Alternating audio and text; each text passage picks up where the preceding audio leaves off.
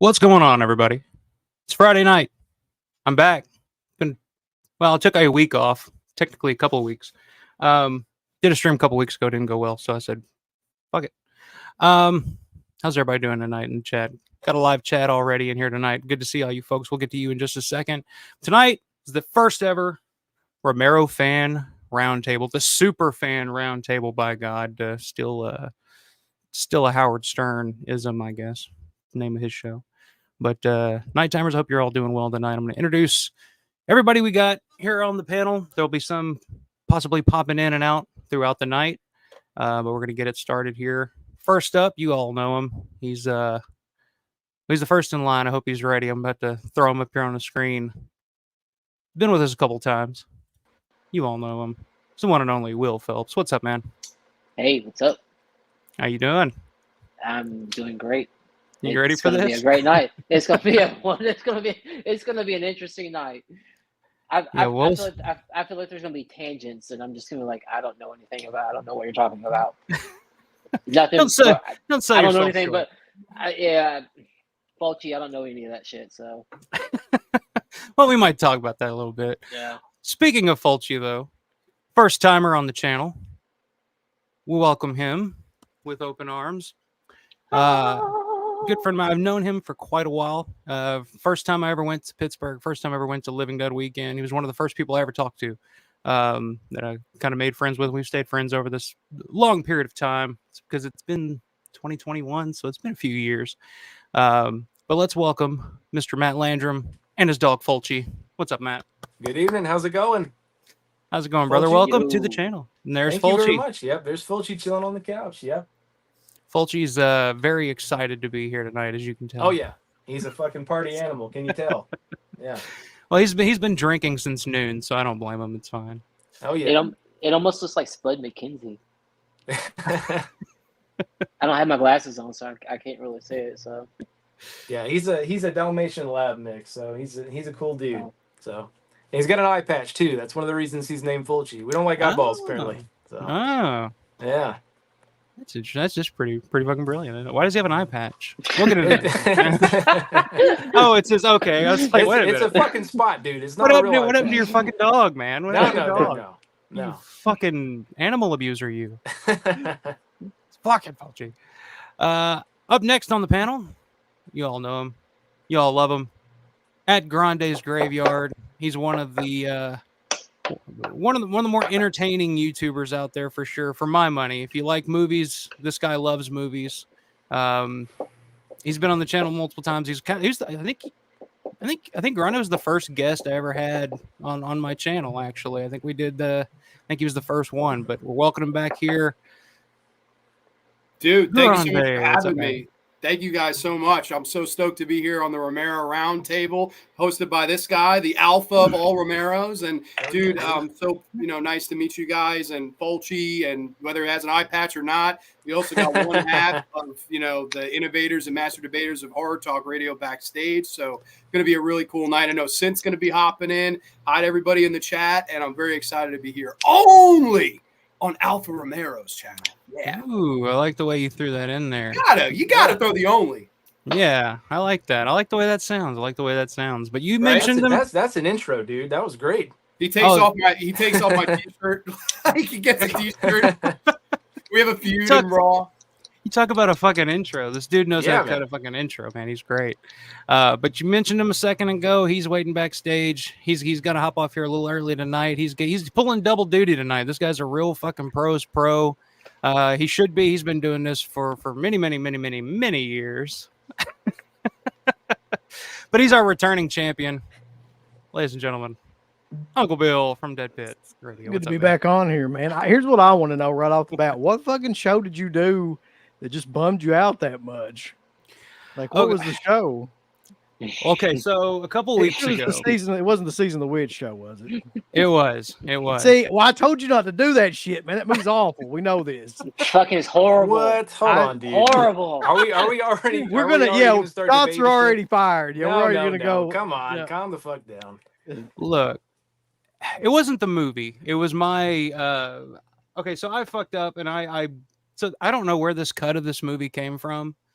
but it was a cut that I had never seen before. It was just chopped to pieces, and it made no fucking sense. And as I was trying to do a watch along, it just didn't work out. So I had a breakdown. I had a mental breakdown live on air. I think Larry was in there to see it. Synth was in there. You can ask Synth about it.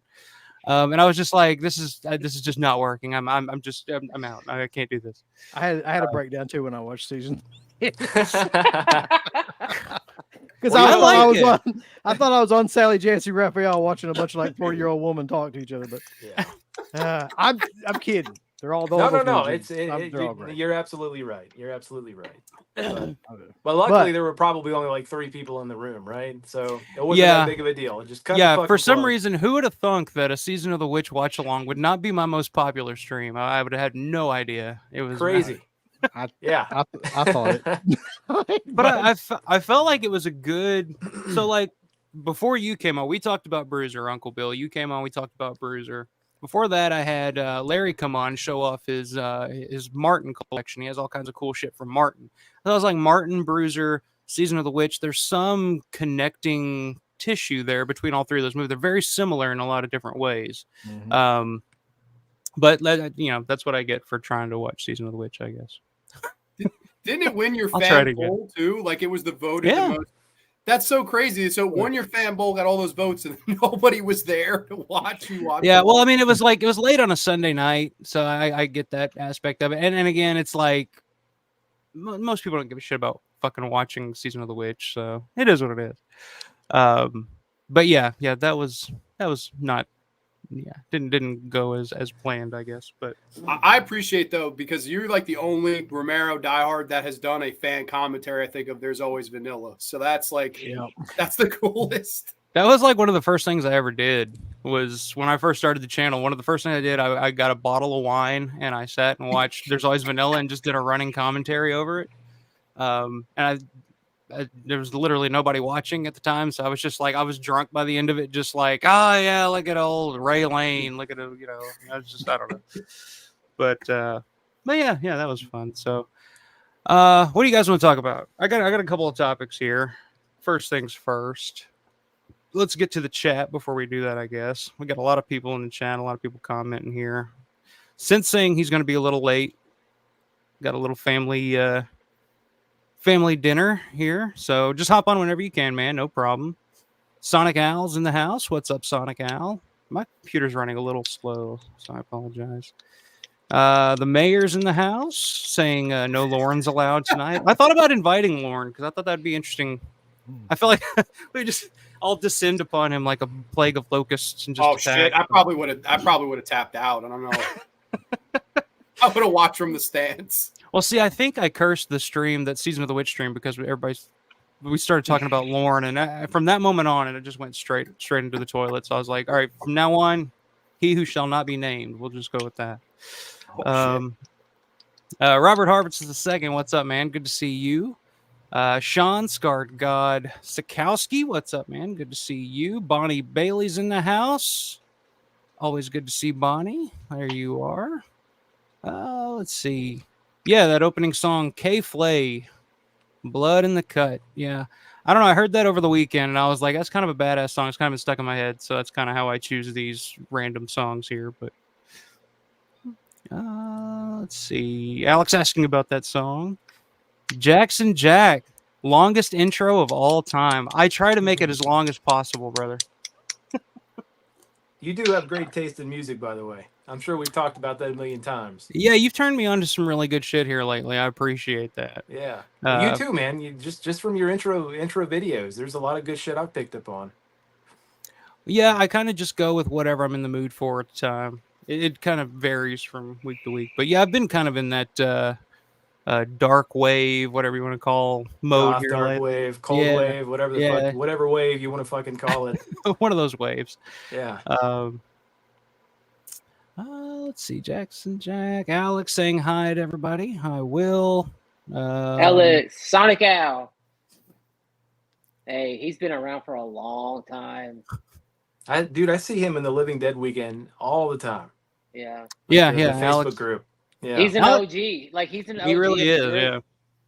Yeah, Alex has been around for quite a while. I mean, if you want to know anything about Fluid, the band Fluid. I mean, the bikers, any of the bikers, he knows every single biker and their history. I mean, this dude's a knowledgeable dude. So I'm sure he's going to be dropping some science on us tonight.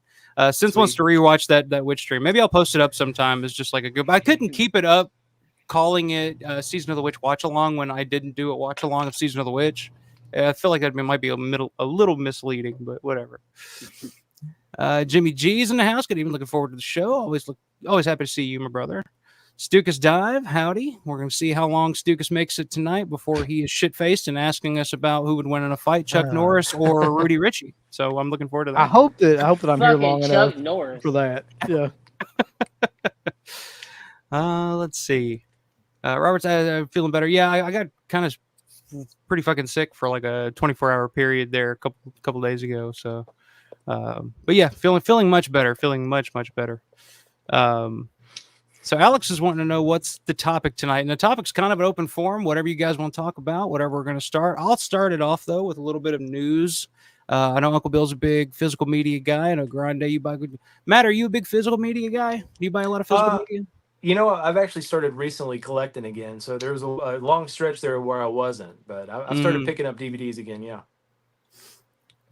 Let's see. So the Scream Factory, Uncle Bill's favorite, just announced a Land of the Dead 4K collector's edition. Let me see if I can pull this up here on the screen so we can all kind of see the hell I'm looking at here.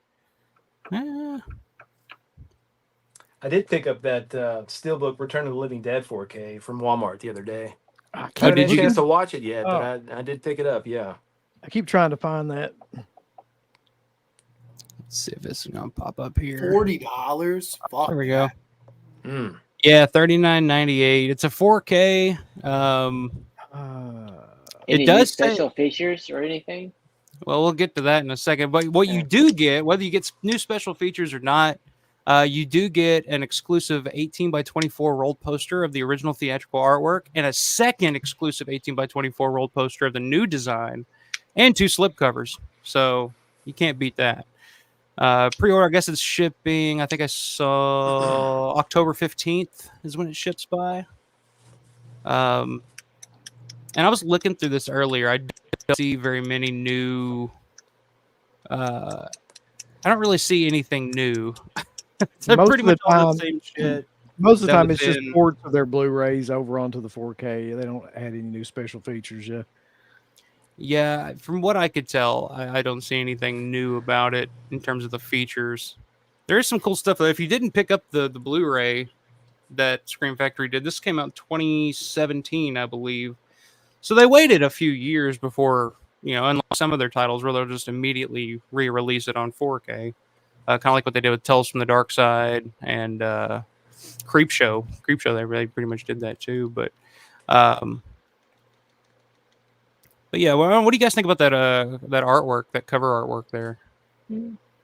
I don't like it at all. No. I think the original poster probably would have been better. Yeah.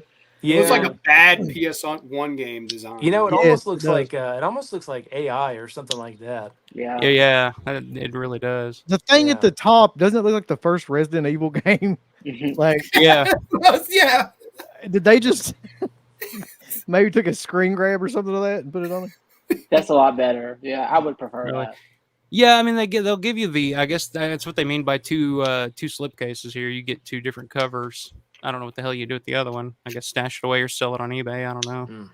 But I don't know. Anybody picking this up? It's a 3-disc. It's got the 4K. It's got the new 4K transfer. Okay.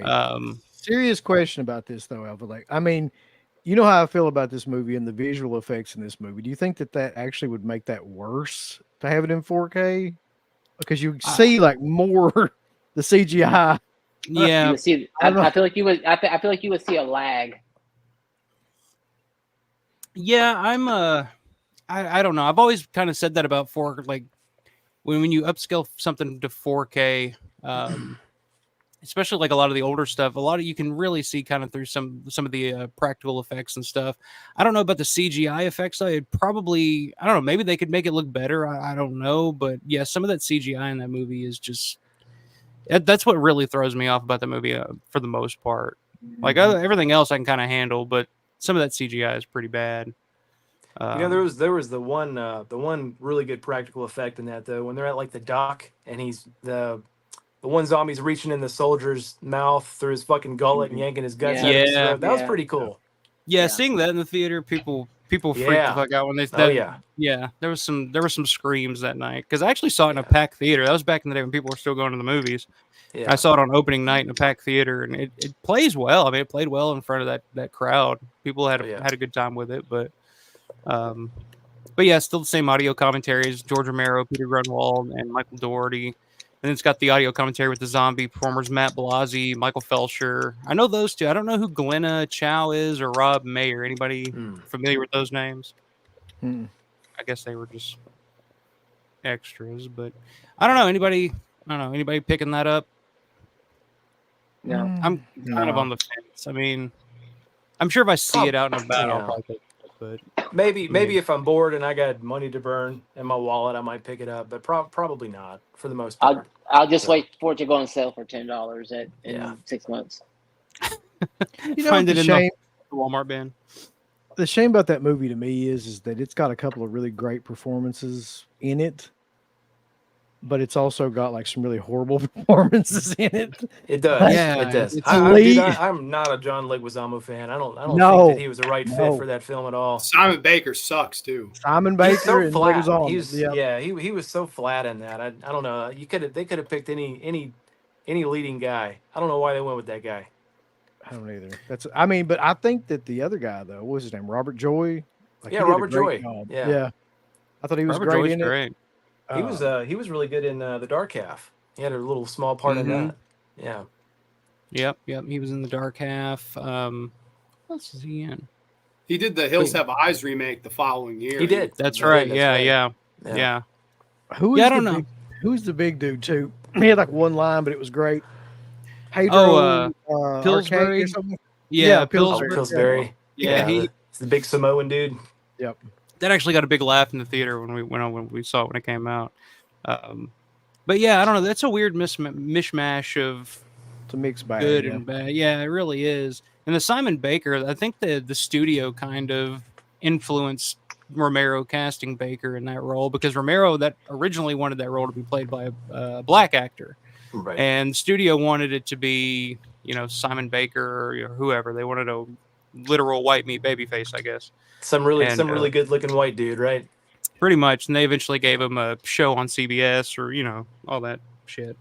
So Romero ended up just making Big Daddy, the main black character in that. So I don't know. But yeah, I was never a big fan of some of the cat. Like I'm a huge Dennis Hopper fan. And I love his performance in that just because it's so, you can tell it's very tongue in cheek with Dennis Hopper. Like he kind of knows what he's playing at, Well, I heard that I heard George, maybe I'm mistaken, but George based that character on George Bush. Is that right? Have you heard that? Yeah. I know. Well, he may have based it on George Bush, but I know Dennis Hopper said he wanted to play it like what's that guy's name? The Donald Rumsfeld. If anybody remembers Donald Rumsfeld, like that's fucking forever ago. But yeah, Hopper wanted to play it like Donald Rumsfeld. So I don't know how he was playing it, but he has some great timing in just about everything he's in. Like where he's got the lines like "zombies, man, creep me out" or whatever he says. Digging in his nose, zombies, man. Yeah. Or when he kills the dude and he's like, I probably shouldn't have done that. I'm gonna regret that. I mean, did something I'm gonna regret later or whatever. It's great timing. All right. So yeah, Land of the Dead coming out in October. If anybody's interested, you pick it up. $40 and it's yours. I guess I'll start first topic here. We'll kind of throw this out there. So here lately, I've been stuck in a vortex of child's play. God, as you said, child's play. I was like, I was wondering where that was going. Go ahead. So my daughter, who's 3, will be 4 in October. For some reason, somehow, some way, I didn't even push this on to her, but she's obsessed with Chucky and the original 3 Child's Play movies right now. So that's all she's been watching on a loop, and she's kind of always been interested in horror movies and stuff. We'll watch horror movies together, and it's like when something terrible's happening on screen, like she just kind of looks at me with this look of like, this is fun. Like I'm like, I don't know if this is, I don't know if that's the reaction that you should have, but whatever.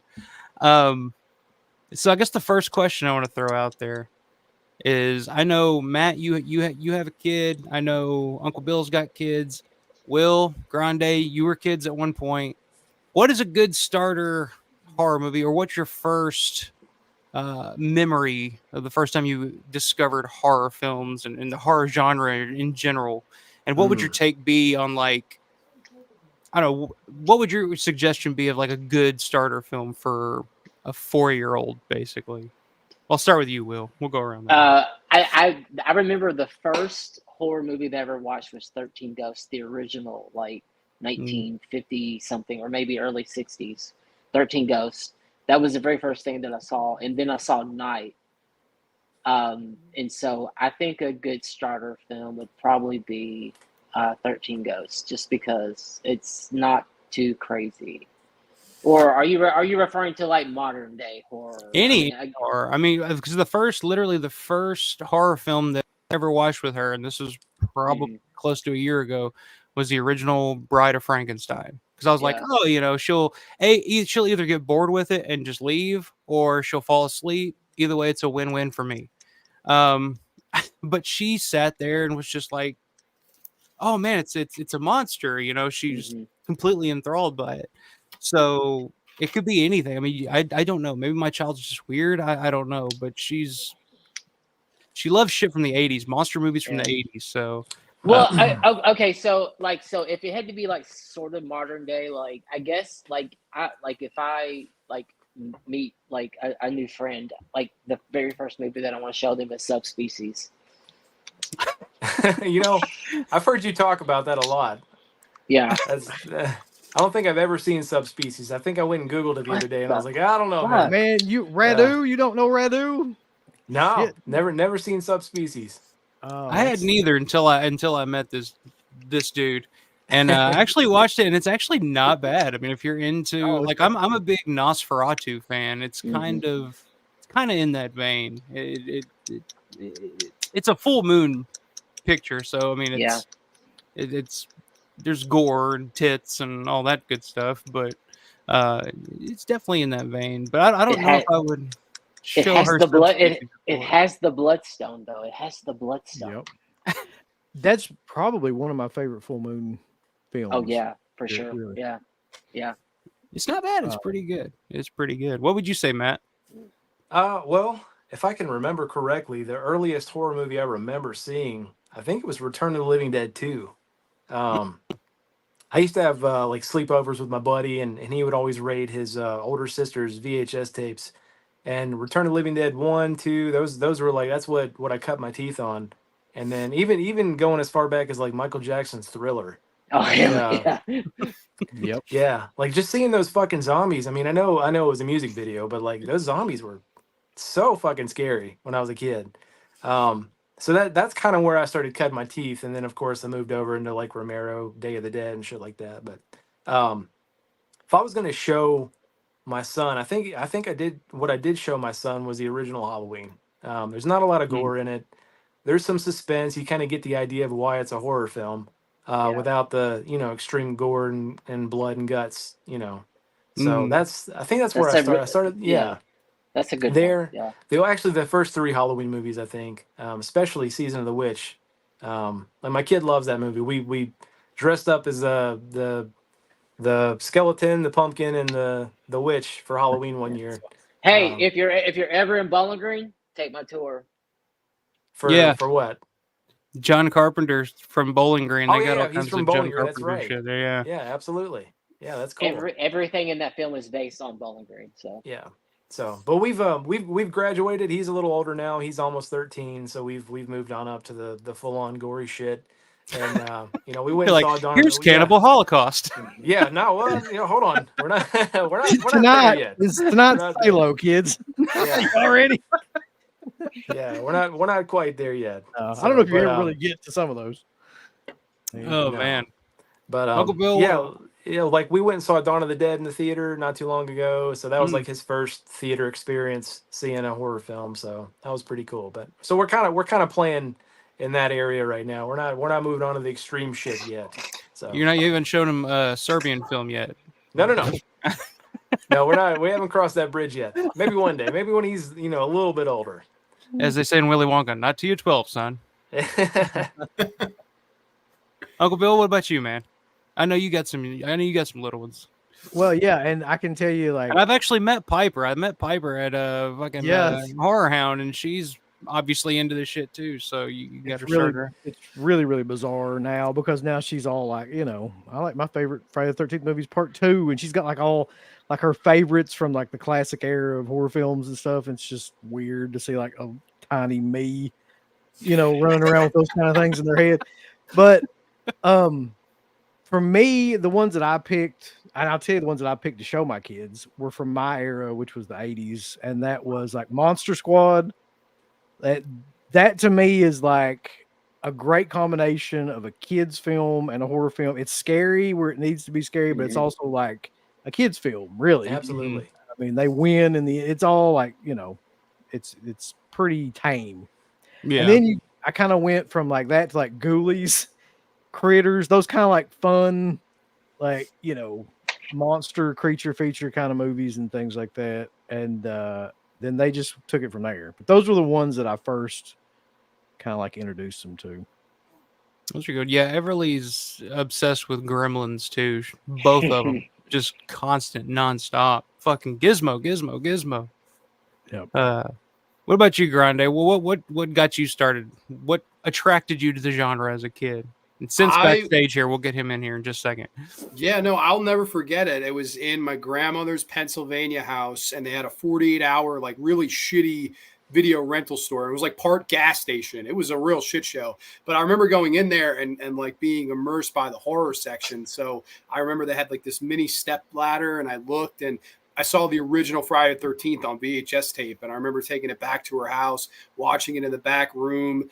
I was scared shitless. I mean, I was really hooked. And the thing that always got me, there's probably two things. Number one was Betsy Palmer at the end and the whole like spiel and Jason should have been watched. Like the whole, I was like so captivated by that. I was like, that's some of the best acting I've ever seen at that age. And then the whole jump scare at the end of Jason jumping out of the water. I remember after that, I was like, I am hooked. Like, I can't wait for the next one. So I started renting them. And then obviously the mainstream kind of branches out and you start falling in love with all these, subgenres and directors and cultures and different kind of flavors of the genre. So that was the big, gateway horror movie for me was the original Friday the 13th. And I know a lot of people say it doesn't age the greatest, but for me, I always go back to that initial, I could feel that room. I could still envision that, man. It was such a cool night for me. But as far as ones I'd recommend to like a young up and comer, like a kid that's trying to get into horror, I would always start horror adjacent before I'd go full horror. So I would go something like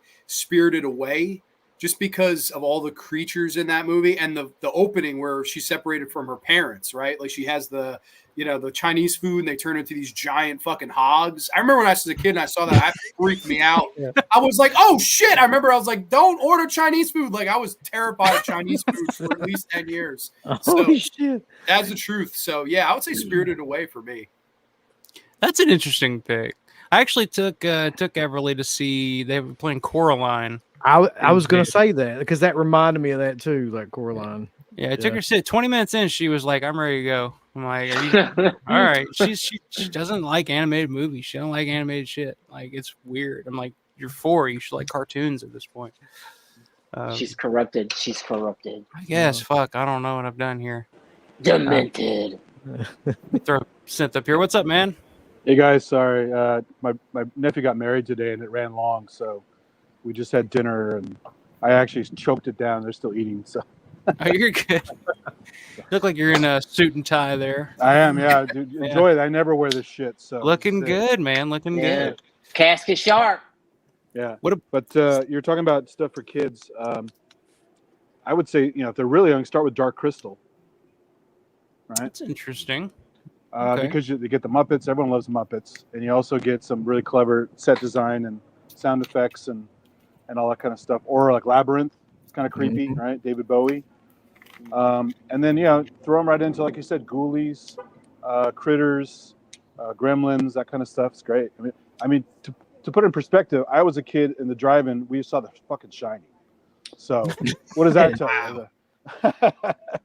And The Omen in the theater. Yep. So the guy gets his head cut off. I'm like, So.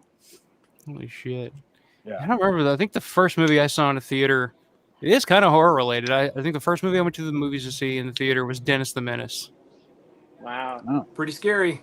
Directed by Michael Myers himself. Yeah, Nick Cage. That's right. Yeah. I didn't realize that until years later, and I saw it in the credits. I was like, holy shit, is that the same guy? I'm like, yeah, it is. All right. Wow. You know, one of my favorite movies as a kid was The Boy Who Could Fly, and I didn't find out till I was, much older that he directed that too. He wrote and directed that. Same. Yeah, I used to love that movie. Let's see. AJ's Happy Fun Time channel's in the house. What's up, man? Good to see you. John Vulo, fucking Hound Dog. I mean, anything Night of the Living Dead. Any questions that have been lingering over Night of the Living Dead for the last 56 years, this guy is on the case. He's figuring it out. So yeah, I watched the Nightcast the other day. They were talking about him in there. So. Yeah. Let's see. Okay, so I guess the Land of the Dead 4K. Robert's already ordered it. All right, I can see in your picture there. You got you did get that Diary of the Dead steelbook. Anybody else get that Diary of the Dead steelbook? No, I didn't either. Haven't picked it up. I don't think I can at this point. I don't know. You still may be able to find one out there. No, I mean it's a rough one. So yeah. Dirk, what's up, man? Dirk? Objective Perspective Collectives in the house. What's up, man? Alex is wanting to know why you are not a John Leguizamo fan. I just didn't like his performance in that film specifically. I don't know. He just seemed kind of flat. He just didn't fit the film. I don't know. And then what was the film he did back in the 90s where he's not the creep? What's it called? Where he's The Pest? fucking took his old. Yeah, that shit got on my nerves, dude. he's great I'm as Benny sorry. Blanco from the Bronx, and Yeah, that's probably one of my only roles I like Leguizamo in is that one. As a matter of fact, I mean, Chi Rodriguez from Tu Wong Fu. I knew that was coming up. Come on, we go Super like- Mario Brothers, Right. Spawn, if you Oh, want yeah, to. fucking Like, Mario Brothers. Hey, Super Mario Brothers is underrated. I don't that care was- what anybody that says. was really good.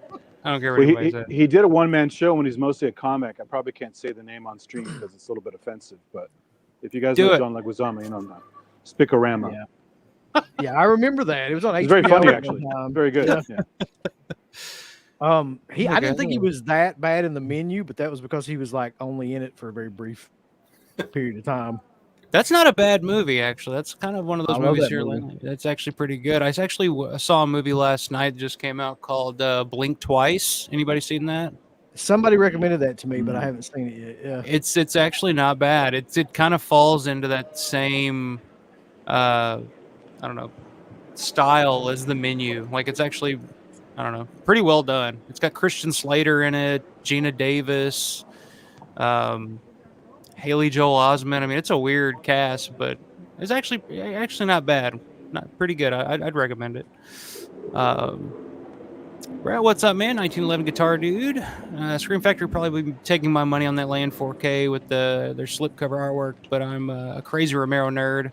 Would have been better as an Arrow release. Scream Factory can be so lazy. Yeah, that's a good point. Yeah, they sure can be. Do you know if they offer any cool new stuff on that? They're not. No, it's pretty much all the same stuff. It's basically just a 4K transfer. If you pick this up, years ago, it's just the regular Blu-ray. It's pretty much all the same special features and commentaries and all that stuff. So, Suzanne Hers in the house. What's up? Universal Monsters. Like I said, that's kind of my first start. I went with Bride of Frankenstein to see how she would react. She kind of dug it, so I was like, all right, well, we're off and running here, I guess.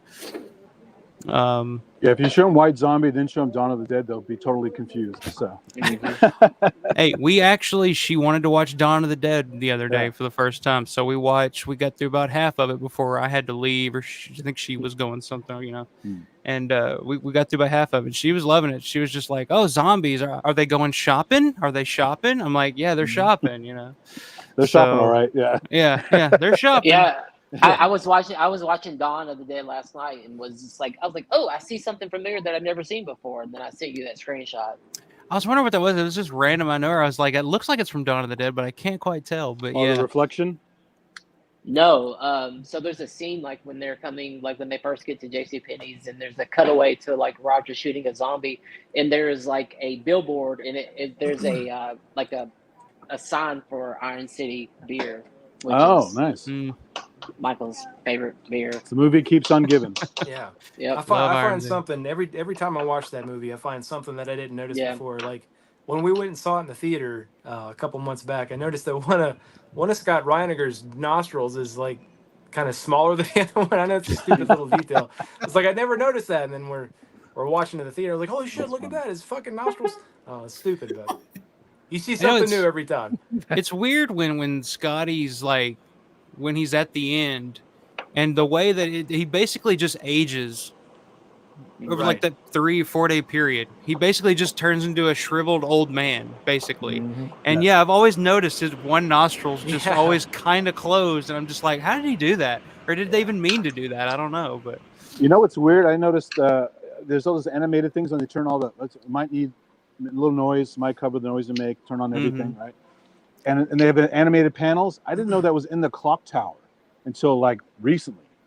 Oh, really? There's no reference point that's in the clock tower in the movie. You had to actually know about the clock tower to know that's part of the structure, right? I didn't know that. They never have a long shot that shows the clock and the panels. So, kind of weird. I'll have to go back and look for that. Yeah. Stugas is saying start with The Blob 1988. I've actually never seen The Blob 1988. Dude, they just showed that by me last week in 35 millimeter, and we went. Cool, it was so fun with the crowd. Like, that's a great movie. Chuck Russell's underrated. Like, that, Elm Street, 3, The Mask, so many good movies, man. He was a good filmmaker. I think the effects guy's the same guy who worked on Little Shop of Horrors, the movie, too. So the effects are good in that. Yeah, effects are incredible. Yeah. You know, that's another one from my childhood I remember really well is Little Shop of Horrors. That one scared the shit out of me too. Fucking Seymour. Seymour. That was a good one.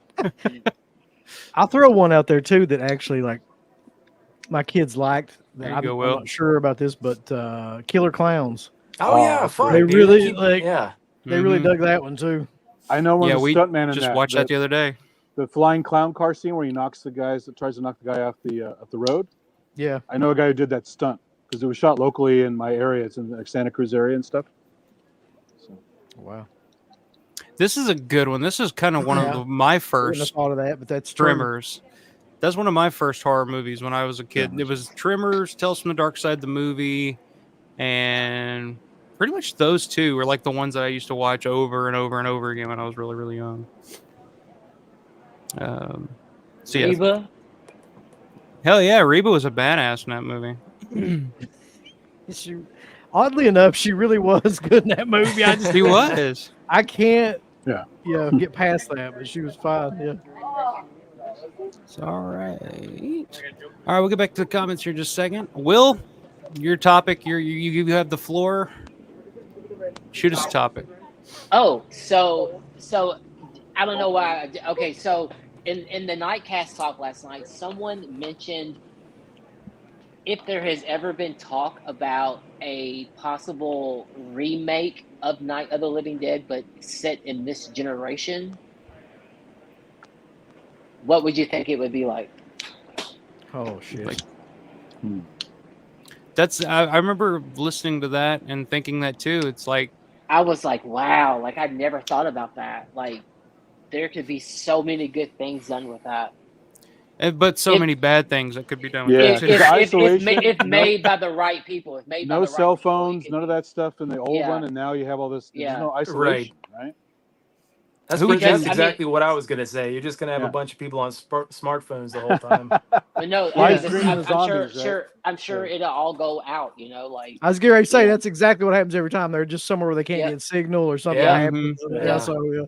Every modern horror movie has to write that in somewhere. It's like so for some reason the phones aren't working for whatever reason. If in Evans City, it's not going to work. Yeah, I don't know. I just I thought that was because I never really thought about that, but yeah. I don't know that I would even want to see it though if they did do something like that. You know, if it was done right. If it was done right. You got the Savini remake, and let's leave it at that. Did you see the 3D animated one that they remade? No, I haven't done. I haven't Terrible. seen the 3D one. It's I haven't seen the terrible. one where what's the one where they film new footage and shit with the. Oh, the Oh, that's 1998. Yeah. Oh shit. With the satanic guy and all that. Yeah, the dude that looks like fucking Anton LaVey or some shit. Yeah, wasn't that Debbie Rashawn in the end too? Yeah, she was in that. Yeah. I don't even give the time of day, man. Just Joe Pilato was pushing that 3D one because he's one of the voices in it, and I finally I found a download of it. I was going to pay for it. It was awful. Yeah, whatever the happened to animation that was thing, good. it was like it was Laurie Cardell and Terry Alexander and Night of the Living Dead too. They pulled the plug on whatever it, right? happened? I saw that and was like, "Am I dreaming? Like, what the fuck?" It was so. No, there was weird. a whole trailer. I saw it too. Like there was a whole kind of like hot It's like package. an airplane crash, and then it goes from there. And so. Well, I think it was Living Dead Weekend 20. Matt, you might know 21 or 22. Yeah, no, it was 2021. It was during the Day of the Dead reunion where they kind of hyped that up. They had like a whole panel and everything. Yeah, I mean they had posters. I mean they had Lori and Terry and Jarlath like all promoting it. Like they were all about it. But I guess they watched it. I don't think. Well, there wasn't a movie. There was no, there was no actual movie. I think basically what it was they filmed a teaser trailer to try to drum up interest and try to raise money to make it, which is how a lot of indie films get made now. So a lot of the times you'll see like these teaser trailers and all this stuff for movies, and you're like, oh wow, when's that coming out? And it never comes out. That's why, is because they never drummed up the money to actually get it made. So but I don't think they could get the funding for it. But no, they did make it. It is released. I have it. What? The Night of the Living Dead remake with the plane crash and all that stuff. Is that what we're talking about? No. We're talking about it was Night of the Living Dead 2. It was supposed to be the original cast from Day of the Dead, something that they were putting together. Yeah, because Joe Pilato's on this one. I have a there was something that was made. I don't know. I have to recheck the credits, but I'm pretty sure it's the one Pilato was talking about at cons. No, this would have been after Pilato had passed away. This was like I said, 2021 or so. They were actually doing a Night of the Living Dead 2 that was based on following Sarah and John and Billy from Day of the Dead. See. Okay, sorry. Yeah, and they never got it made, but they made another one. Yeah. Even though the 1990 version is a really good movie too, and I like Tony Todd and I like Patricia Tallman, like I like Tom Towles. The whole cast is really good, but you also at the same time you can't remake that movie. Like that movie is so lightning in a bottle, and it's like something that they all fell into type of deal. Like the whole controversy at the end with Ben, and like that again, it was just the time, the era, like MLK that same year, and it was like I think it was all accidental, but it struck a nerve, and that's a movie that scared the hell out of people, and it's so simple. It's just like that, and to me, TCM. It's just the two movies that are just lightning in a bottle. Like no other. You could have the same people 10 years later with more money, and it just never ever would have worked. Like it just. Have you seen the last Texas Chainsaw Massacre that came out a couple years ago? Oh, the Netflix one. That was a piece of shit. Yeah. That was garbage. Fucking garbage, dude. Where he's out hiding in the daisies or whatever, like popping up. Yeah. Just pops up every now and then. Chainsaw somebody. Mick Garris is the fucking Sally too. Yeah, Mick Garris is playing Sally now. Wow. I never watched that. I never gave it the time of day. I was just like, you didn't miss anything. You're not missing anything, dude. No. Yeah, here's a good point from Jackson Jack. Leguizamo and Dennis Hopper reunite from Super Mario Brothers Land of the Dead. That's true. That's true. Let's see. Miss C's in the house. What's up, Miss C? Good to have you in here. But yeah, just trying to keep it on the comments here as we go. But speaking of remakes, I'm curious about this. You know, the original. I want y'all's opinion on this. The original Day of the Dead script. Something that I've been kind of kicking around in my head. It would have been really cool at some point if Savini had handled that and maybe filmed that, because he did such a good job with 90. I feel like he could have done a good job with that original script. I know George had moved on; he'd already made Day of the Dead, but I feel like if they could have just taken that and just let somebody like Savini make it, I think it would have been great. Savini was supposed to have met with Charles Band from Full Moon to pitch a zombie movie to him while he was out in California, but the meeting never happened. Yeah, I almost feel like that script was too big for Tom Savini. Like, and like the time and place was 1985, or I guess shooting wise 83, 84 ish for George to make that movie. And because obviously they wouldn't give him the money, I just think it was just. You have to just let that be a script like it is now. I don't know if I'd ever want to see anybody adapt that. If there were to, like, of course, Savini has the sentimental, and he knew George and was close with George, but that movie's way too. Like, Savini directed Tales from the Darkside episodes and Night of the Living Dead, which pretty much all takes place in a house. Like, that script is so fucking grand. Like, I would think you need a really talented film. Like, maybe Edgar Wright, maybe Robert Rodriguez in his prime. Not now, obviously. That's what I was thinking. Around that time period, who would have been the guy? Because you're right, that's a very big project. So we're talking about 84, 85, something like that. Like, who would have been the guy at that time period that would have been able to direct something like that and make it work? James Cameron. Cameron's not actually bad. Yeah, during that time period, I mean, he'd be just coming off Terminator. I mean, I don't know. I think Terminator, Day of the Dead, and Aliens. 3 years. There you go. Holy shit! That would have been. That's a resume. But Grande actually did a Aliens retrospective last. I was actually sick as shit laying in bed watching, and talked about the kind of comparing the original Aliens trilogy to the original Romero Dead trilogy. There's a lot of similarities there. Whereas Night is more of a claustrophobic horror film. Dawn is more of a action adventure, kind of cranks it up to 11. And then, Day of the Dead is more of the claustrophobic, movie that everybody hated when it came out, basically. Yeah. So I just mentioned Alien earlier. Do you think that the Romero trilogy is one of the only trilogies that completely works? Because I do. I mean, of just films. Yeah, I had a lot of hope for Maxine. I thought maybe X, Pearl, and Maxine would have been like the modern perfect trilogy. But man, Maxine was. I hate all three of those movies. Oh my god, I hate. Grande, come on, Jesus Christ, buddy. All three. Wait, buddy, don't you buddy me? Listen, you know that at least you like Pearl a little bit. Like, if you didn't like any of the other ones, she's a great actress, but come on, Ty West stinks. Like, I'm gonna act like I don't hear this conversation. What? But you're not a Cabin Fever 2 and The Roost fan, are you? I'm not a Cabin Fever anything fan, but you gotta admit that, House of the Devil, at least one of those movies. I don't know. I'm not a fan. Let's go back to the perfect trilogies question. Yeah, let's go ahead. So it's not horror, but Star Wars 4, 5, and 6 are. I was going to say that's a perfect trio. See, I would say that too if it wasn't for the little Ewok dancing around. Well, but they still had all the darker stuff. It had all the darker elements, which is good. Yeah. I love the Sleepaway Camp trilogy, but that's just me. That's probably not. That doesn't work for a lot of people, but it does. You're kind of I enjoyed it. It was fun. Yeah, they actually they filmed the last two Sleepaway Camp movies about 20 minutes from me over there in Waco, Georgia. Yeah. My buddy goes through the woods there sometimes, and he found the old cabin, and it said Angela's back. Yeah, it still says it on the door. I was like, that is so freaking cool, man. Yeah. I don't know. He should be careful going out there, though. I know an officer that said, I guess whoever owns that property, they're pretty strict about trespassers. But I could be wrong. But I know it's so overgrown. Like, the pool is still there. There's still parts of the cabins and stuff like that, but it's so fucking overgrown. You can barely see it. Actually, another trilogy, even though the third one's not officially in the same namescape, Evil Dead. Yeah, that's exactly what I was thinking. Yeah, that's a good one. Yeah. Love those guys. The remake I didn't like at all. And that guy did Romulus too, so it's like Alien Romulus. Oh man, Alien Romulus. Was it bad? I saw it at the theater. It's entertaining, but it's not great. Oh, the last half of it is rough. I'll say that. Yeah, it is.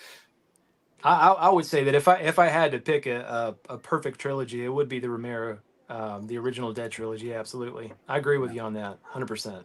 Well, see, if you would have asked people 20 years ago, they would disagree. They'd be like, "Oh, Day of the Dead's terrible." Yeah. But over time, Day of the Dead is kind of, grown in its popularity.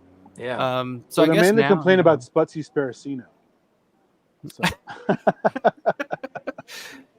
Take me to the world. Yeah. That is a little weird, but whatever. You know, that's Let's funny see. though. Day of the Dead is actually what attracted me to these films. That's what got me into it was Day of the Dead. So and it, you know, it's cool. It's cool to see that it's kind of developed a following over the years. It's That was my favorite for a long time. I'll For a long admit, time I saw Day when it came out in the theaters with a friend, and we were Dawn fanatics, right? Yeah. And we were kind of like, great gore, and it was kind of fun, and they had to grow on me. Even though I'm a huge fan of the whole stuff, it did have to grow on me, even as a Dawn fan. So yeah, I hated it first time I saw it. Did you really? I did. I did not like because I was younger and like I just like Synth. I was like, oh, this is Dawn of the Dead, the sequel to Night and Dawn. I love those. Too much movies. talking. Too much talking. Yeah, I it was was A lot just of like, dialogue. Yeah. Yeah.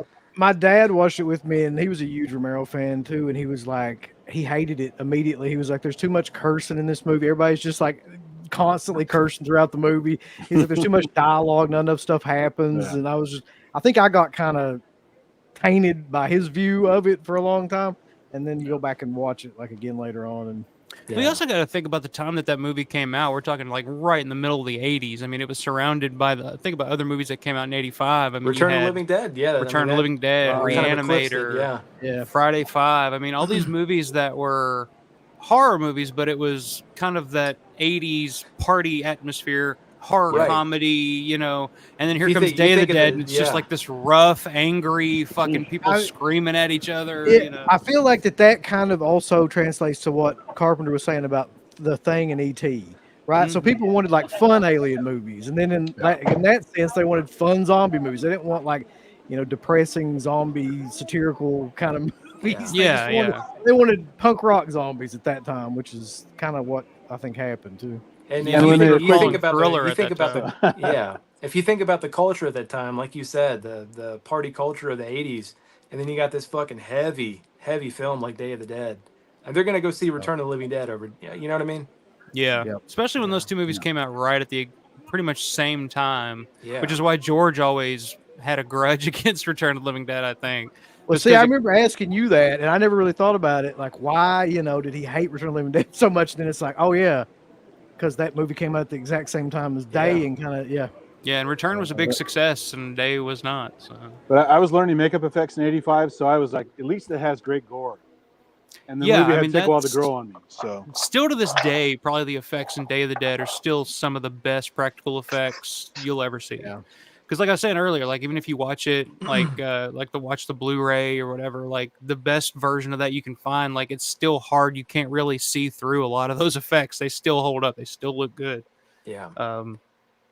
So, I think I was 12 when I first saw that. I was telling you that a buddy of mine, I used to spend the night at his house and raid his sister's VHS tapes and shit like that. But I actually had a pen pal. This is before AOL Instant Messenger and all that shit. I had an actual physical pen pal that I was writing to back and forth. And she said her favorite movie was Night of the Living Dead. I'd never heard of it at the time. And so I'm like, well, let me try to find some common ground. Went to the little mom and pop store down the street, which seems to be the start of everybody's love for these films, right? The little mom and pop store. And was funny too. Like my kindergarten teacher retired, and she owned it. So like I went looking for Night of the Living Dead, couldn't find it. Well, here's Day of the Dead. So it's got to be closer. I didn't know Romero yet. I didn't. Yeah. Well, yeah. So I get it to the counter, and of course she knows me. She's like, "Okay, kid, cool, take it." You know. So got home, fucking popped it in, and it's just guts and fucking eyeballs and shit like that. And my 12-year-old mind was like, it's fucking exploded. And I'd never seen anything that crazy or that gory before. And well, see the thing that got me, like when I first rented it and watched it, I put it in, and of course that first 5 minutes when they're in Fort Myers, and it's just this big open deserted city, and all these zombies are coming out everywhere, and I'm thinking, holy shit, this is going to be fucking epic.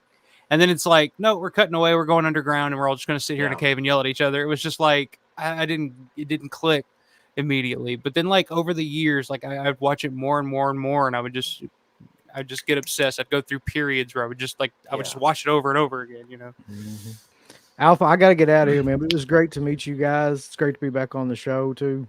Appreciate it. man. Thank you for coming on. I'm glad you're able to hop on. And like I said, pulling double duty tonight. So everybody check out Uncle Bill over at Deadpit here on YouTube, deadpit.com, shop.deadpit.com. Yeah. You can, I still got this all that handy from the shit, last yeah. time you were here. You can check him out in his own documentary, Into the Pit. Uncle Check Bill that goes shit to out. college. Uncle Bill goes to I'll- college. There you go. Don't fucking start with me, Grande. I'm out of here. I'll see y'all. See ya. See you, man. Have a good night. They're the oldest horror channel, right? Is that right?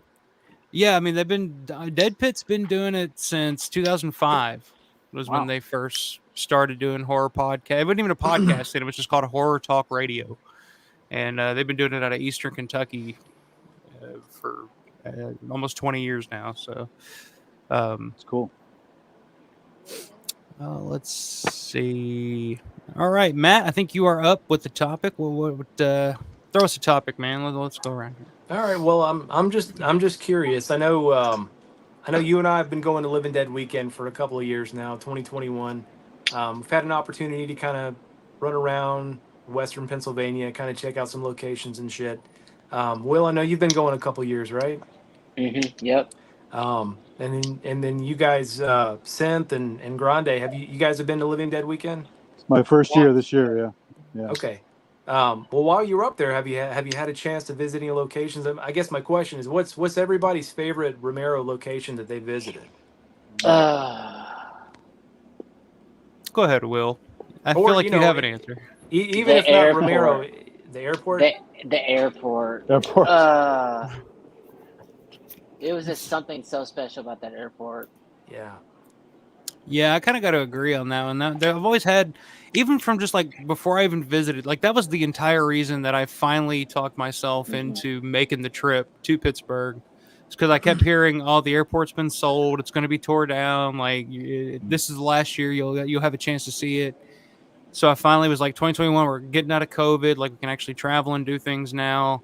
We're going to Pittsburgh. Like, yeah, I know it's my daughter's first family vacation or whatever, but let's do it. All right. So yeah, it's got to be that airport. There's something about being out there. It looked so much the same as it did in the movie. Like, Yeah. so yeah, that would definitely be. I have a special place in my heart for that fucking airport. You know, that airfield too. It was just so tranquil out there. Like, Yeah. not just visiting the actual airport there, but like the area surrounding the airfield and everything around it. Mhm. I know every time that I went out there, I mean, there were fans that were kind of coming and going the whole time. But for the most part, we kind of had these little spaces of time where we were the only ones there, and that was so fucking cool. Just being able to spend time there with nobody around, you know. Yeah. What about you, Grande? Did you what all locations did you get to visit while you were up there? I unfortunately didn't get to do any like filming locations like you. Like I went to the Pirates Stadium and I saw the Mets Pirates game because it was like so surreal. That's funny. That's when I met Alpha. Because I was like, oh, I killed a couple minutes, and I was in the Pittsburgh sports store because I was like, I've never been in a sports store in another state, and it was pretty cool because I'm a Steelers guy, so seeing the Steelers stuff, and he kind of comes behind, he's like, Grande. I was like, oh my God. So that's how we met. We met in the middle of this Monroeville Mall sports store. And then he showed me, like, he went to the Creep Show house, and, like, he also went to Braddock, which, in my opinion, makes Alpha one of the most brave human beings. Oh, he yeah. got out of the car in Braddock. It's I would rough never- there, I'm going to not that Braddock next bad. year. Yeah, But it's you not be that careful. bad. You please tell me you be careful because I was scared shitless driving through Braddock. I really Look, was. I'm bringing a vest. We're gonna pack some heat, dude. We're gonna roll with there like 3 or 4 dudes deep. I'm telling you, we're fucking doing it. Hell yeah. Yeah. All right. You know what? If I go next year, I'm if you're cool with it, I'm rolling in the car with you. I'll go to Got Braddock. you, brother. Let's I need go. backup. I He's would never armed. go to Braddock solo. But Alpha did, and Alpha was like, wow, Martin, he's walking around. Yeah. And he's like, yeah, then people started to angrily look at me, and I went back in the car. I was like, yeah, that sounds about Dogs started chasing me, and it was no bad.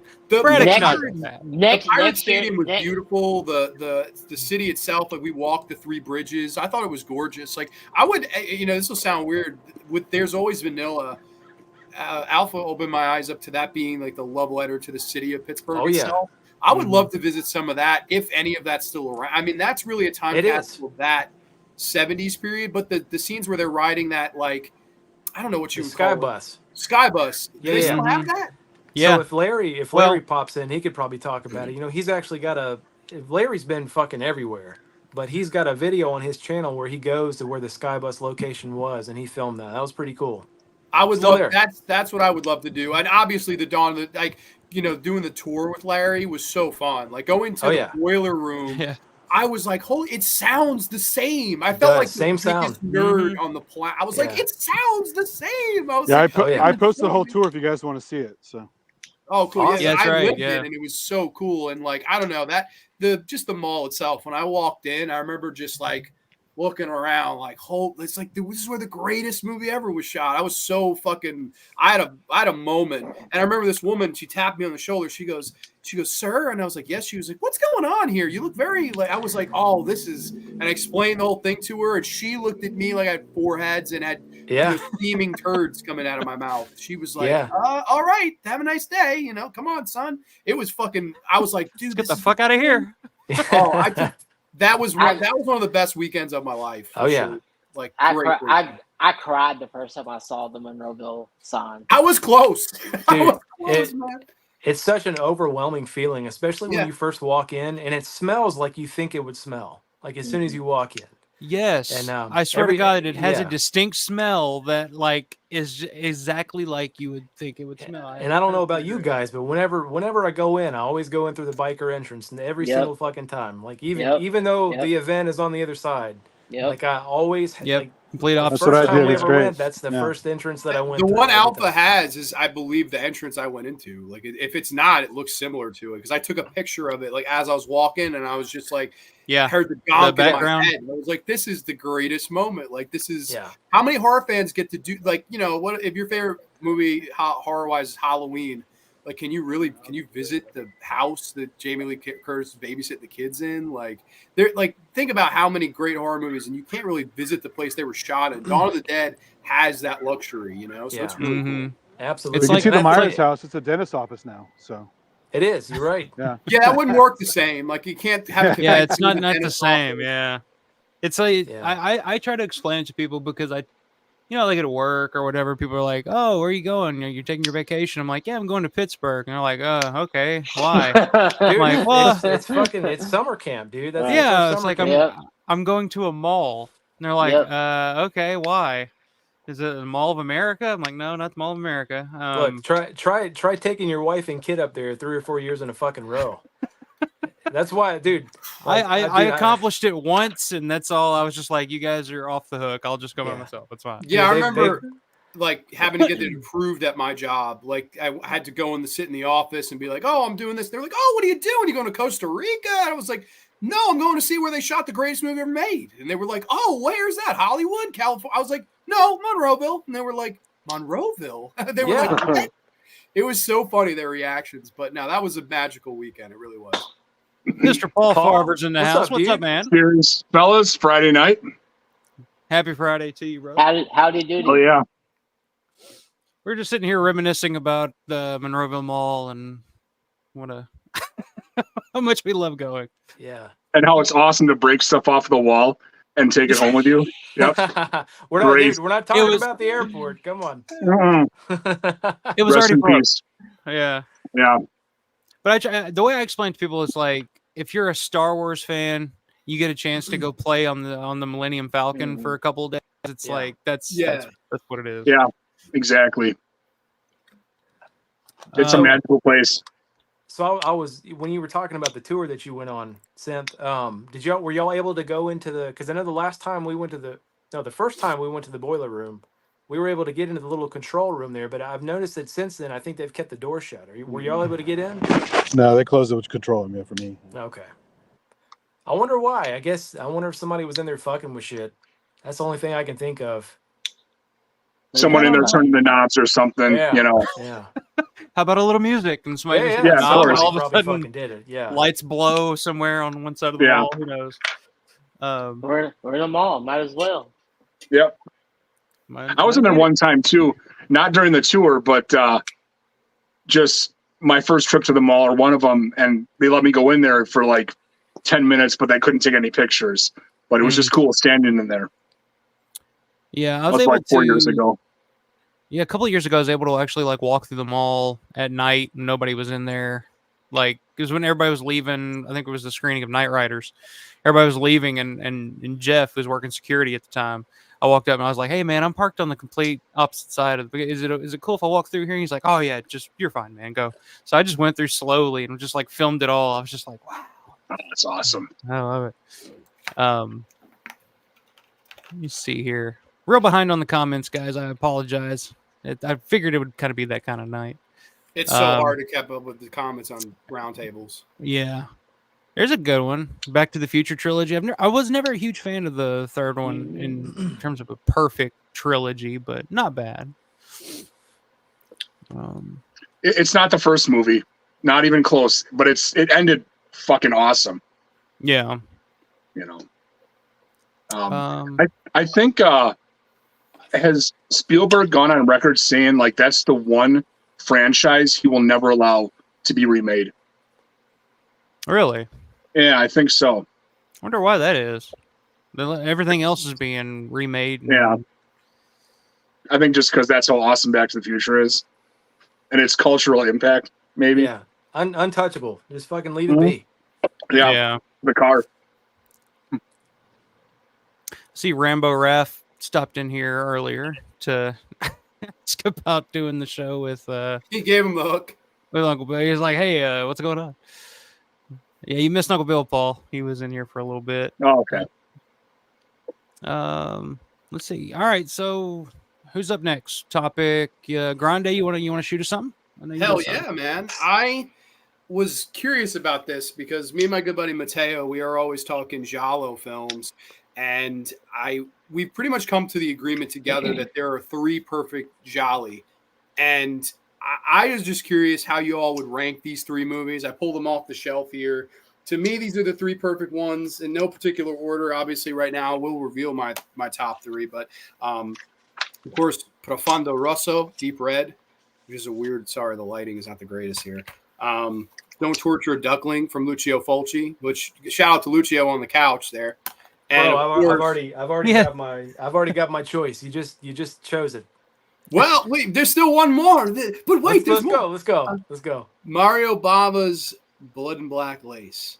To me, it's like these are the 3 best Jalli ever made, and I just think they're all perfect movies. So I'd just be curious how you guys would rank these 3. Well, Deep Red, number 1, I would say. I would actually change that to I put Bay of Blood on there because that movie is really, really fucking good.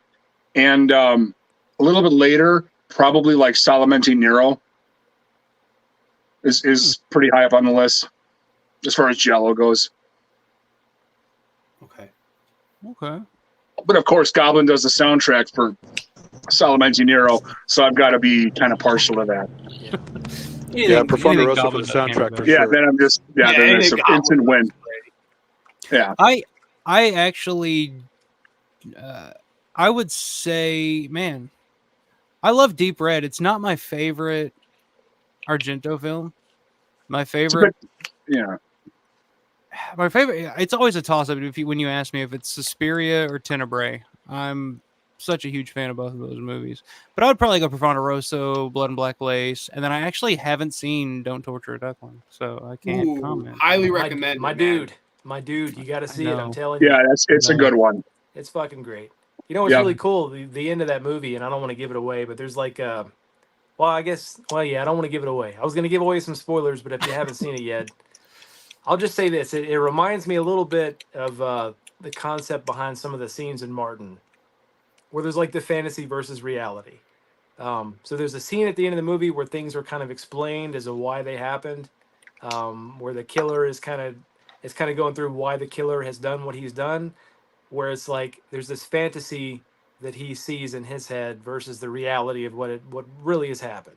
That reminds me a lot of Martin, where Martin's kind of got like that romanticized idea of what he's about to do versus what actually happens. It's not the same, but it reminded me of that when I saw it. So, but if you haven't seen Don't Torture Duckling, dude, you got to see it. That's the one that's what I would put at number 1, by the way. Oh, and in that sense, like that whole fantasy kind of thing, the Italians, they do it perfectly. Oh yeah, you know, they know how to just nail that kind of that scene and cinematography with that. Yeah, there's something about Italian horror from that time that it's just different. Like it's I don't know the way I put it. Like Fulci's films, you can kind of smell them almost. Yeah. Like there's something about them. Will, Synth, what do you guys say? I've never seen any of them. So. Oh man, you got to get on that Jallo train. There's so many awesome movies. I'm picky about horror.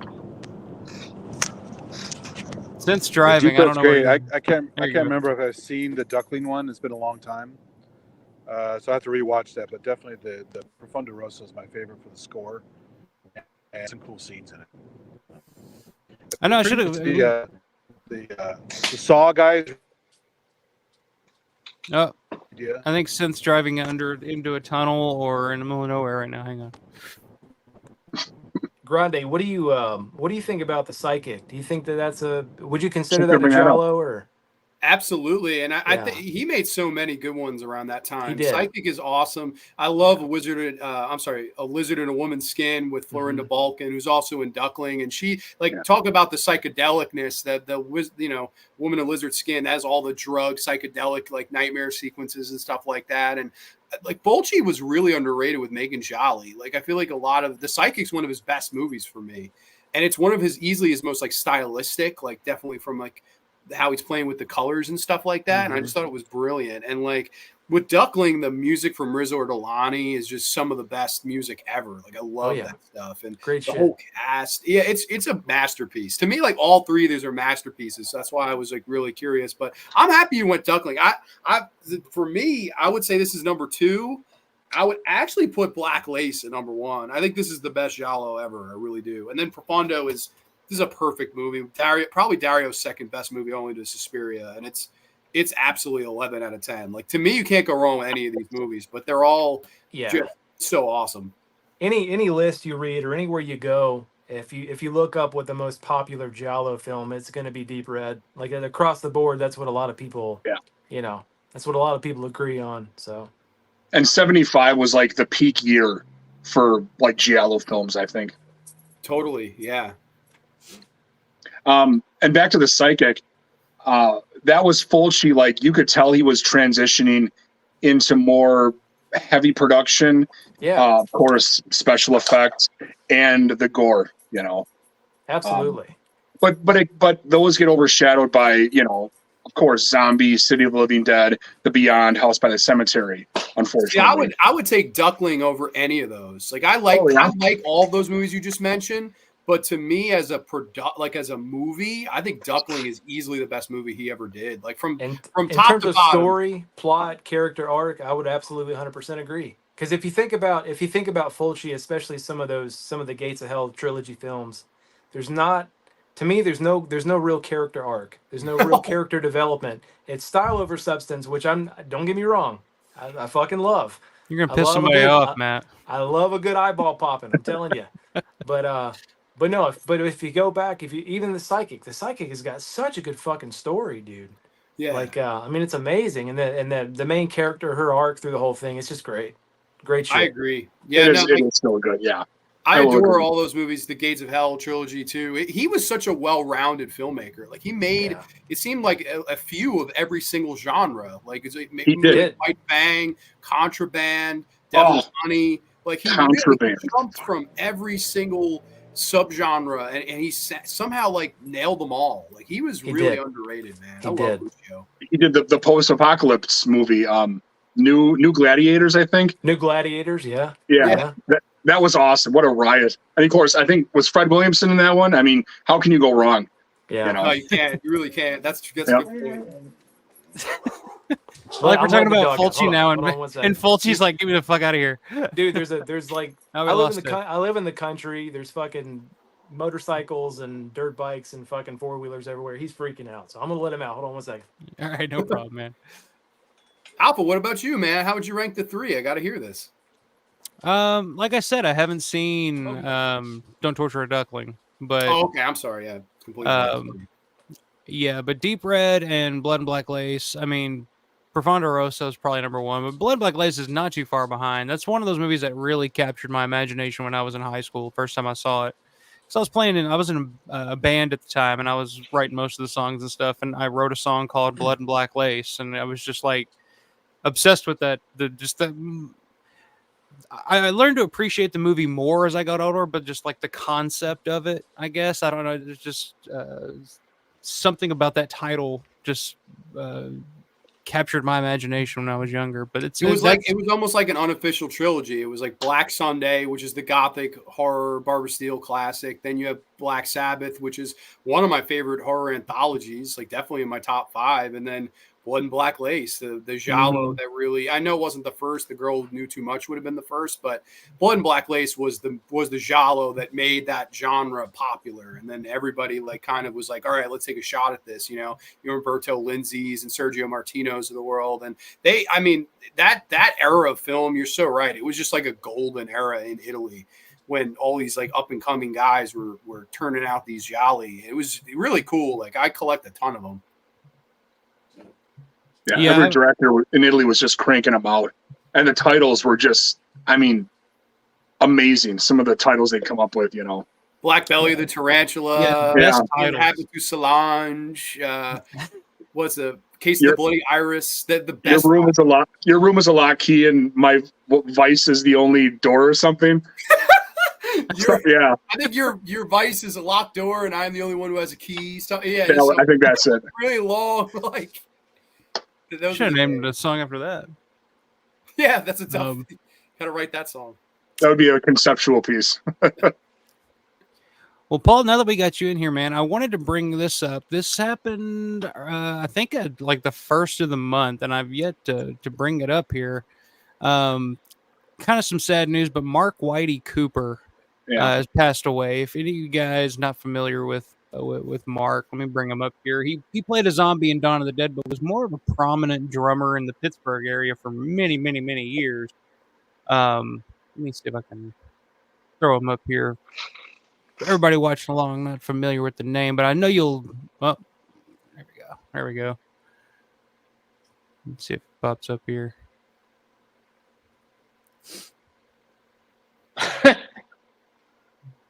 Oh, I was like, that's not him. That's the Pittsburgh Post-Gazette. Let me see. Share this tab instead. Yeah, there we go. Yeah. There he is. So you get a quick glimpse of him in the movie. He kind of gets a bullet in the head, kind of falls over, but just recently passed away. I think it was August 1st, if I'm not mistaken. He was battling throat cancer, I believe, among some other things. But I've never actually met Mark. Actually had really any contact with him, but I know that you did, Paul. I just wanted to get you on here. Maybe have you share some interactions with him and kind of pay a little tribute to him, because it's a member of the family that we unfortunately lost earlier this month. So yeah, we had a bit of a correspondence. The first time I heard about him was I think at the 2021 Chicago Drum Show. We drove down for that. And I was talking to Chris Hawthorne, who owns the Hawthorne Drum Shop in Pittsburgh. They always have a booth there. And he mentioned, there's somebody here who was a zombie in Dawn of the Dead. I'm like, that's fucking awesome. I'd like to meet him. And then I don't know if it was through somebody on Facebook or just one of the groups. And I found out who he was. His name was Mark Cooper. He had a scene in Dawn of the Dead. He got shot. And he is a drummer. He attends the drum show in Chicago every year. I'm like, that's awesome. You have this connection. And then I think it was like I was at the drummer for Cheap Trick is always at this drum show too, because he's from Rockford. And I was at their booth, and he mentioned, there's some guy here asking about you. Like, there's somebody here who's a huge Dawn of the Dead fan, and you got to meet this guy. I'm like, wow, that's probably Mark Cooper, who I've been contacting with. And it was, that connection, that Romero connection, again, that just brings people together. Mm-hmm. So from that, I contacted him on Facebook, and I found out about his music a little bit, and like, hey man, I love your stuff. It's cool that we're both drummers, and it'd be good to, talk to someone about that. And then he messaged me back. Thanks for all the kind words, and sent me links to his music and his YouTube channel and his 1 second of fame, which was the headshot in Dawn of the Dead. That's on his channel too, which is pretty funny. And we just got to talking music and what the kind of drums we played and the history of how we got started playing drums. And it wasn't so much, Dawn of the Dead. It just happens to be that, connection that brought us together. And it was, music is my number one thing. And yeah, being a retro drummer too, it was so awesome to talk to that guy. And I wasn't aware of his health problems at the time either. I wasn't either. He made that public on Facebook numerous times, and they're like, "Hey man, you're always in my prayers." And I didn't know how serious it really was until like a couple of years ago, and he canceled a few events, and he wasn't able to come to the drum show or Living Dead weekend. And because he'd been to quite a few Living Dead weekends, I think. I remember seeing him. We talked to him. Yeah, I remember. I think I saw him at the one 2 years ago. A couple of years ago. Yeah.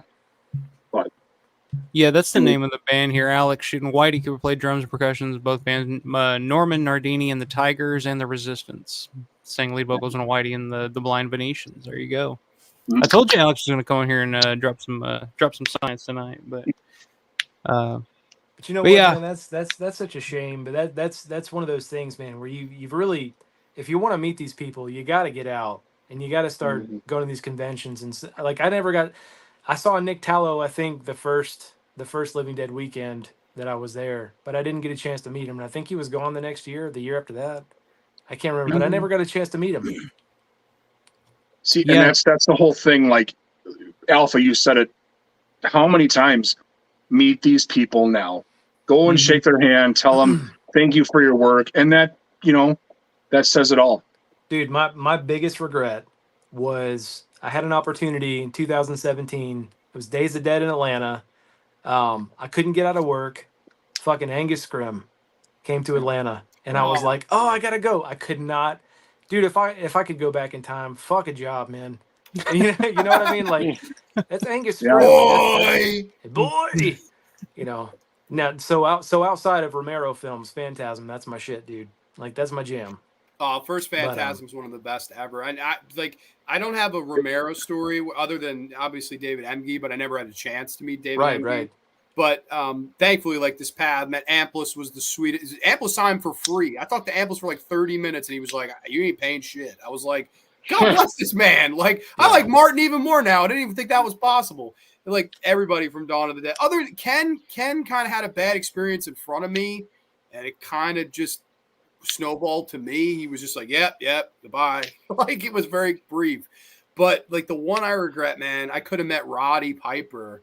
He was at a Monster Mania like months before he died. I'm talking months. And the line was out the door. And I just remember being like, maybe we'll go back later. I should have waited on that line. Like I was when I heard a couple months later, I was like, like that really would have been cool to meet him. Because I'm a huge wrestling guy too. So when I heard that he had passed, I was like, that's my biggest like celebrity regret, and it was because it was a line. Like I made it maybe 6 hours online to meet George and forever can talk about how cool he was and how he greeted me like I was the first one in line. And that's forever like the best celebrity meet I ever had was George. But man, I regret not meeting Roddy. That's like my big one. Never got to meet George either. That's a big one. Neither. Nope. Wow. Big one. Wow. I got a chance. Dude, I didn't even start going to conventions until like 2019. Like that's when I got off my ass and I'm like, I've got to fucking meet these people. So, when I was a kid, like Minerville Mall, all that shit, that's so far away. And I'm like, I'll never make it there. It's, it's just never on the front of my mind.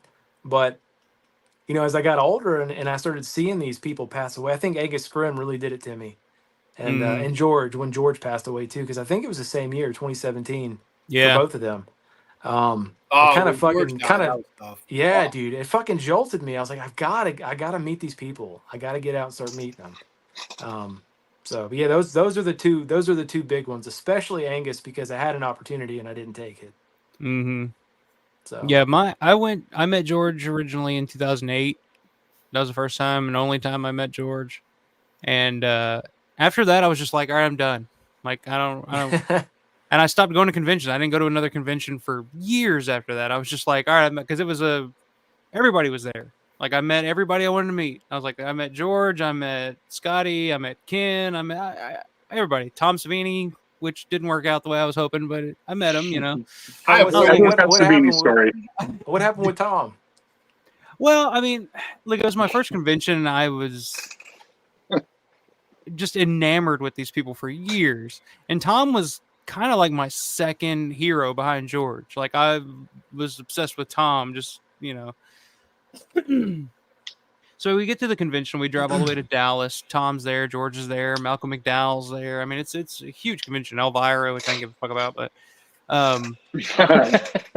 but so I get there, and the first person that I interact with, well, actually not the first person. The first person I interacted with was Nicotero, and he could have been cooler.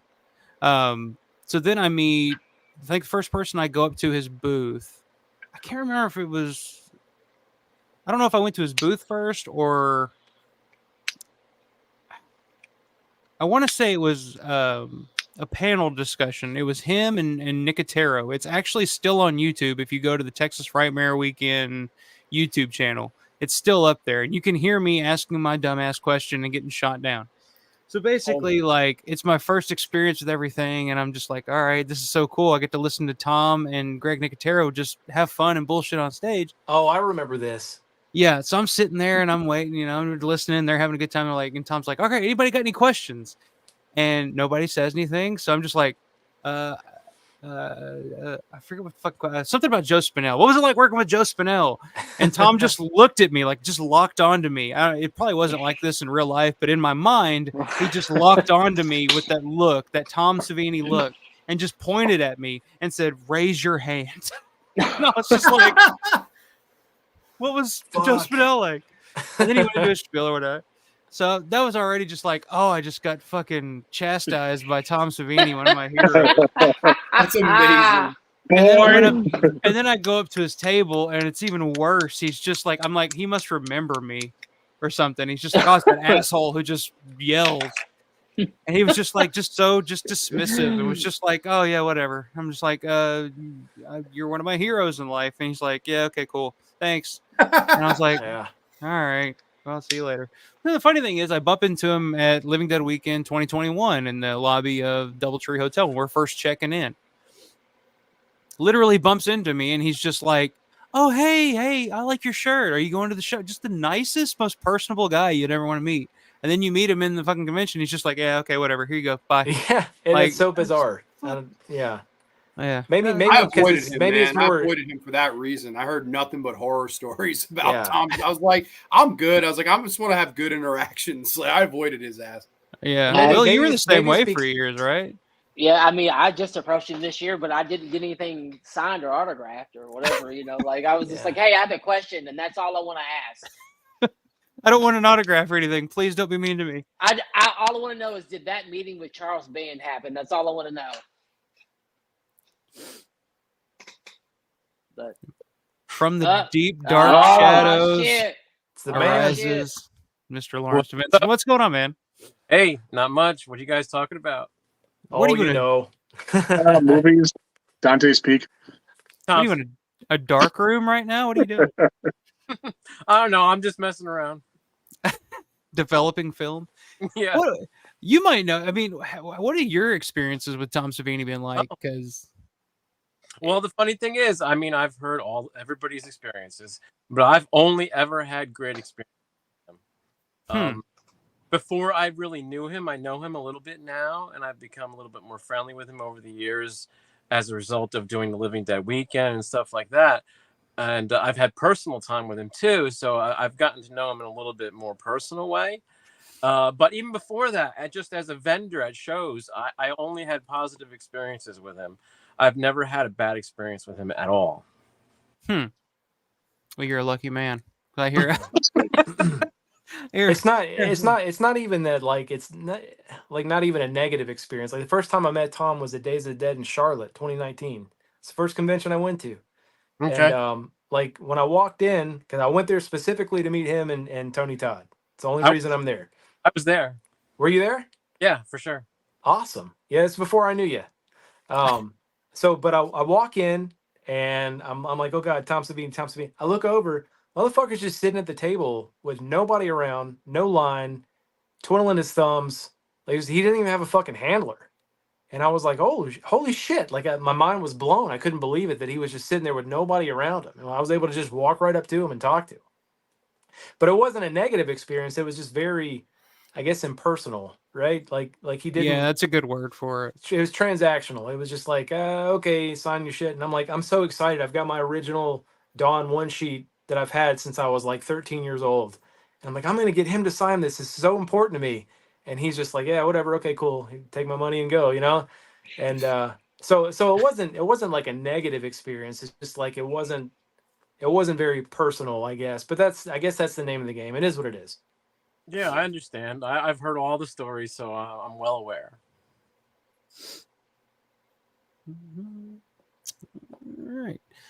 All right. Who's got a question? Who's got a topic? Paul, you got something, brother?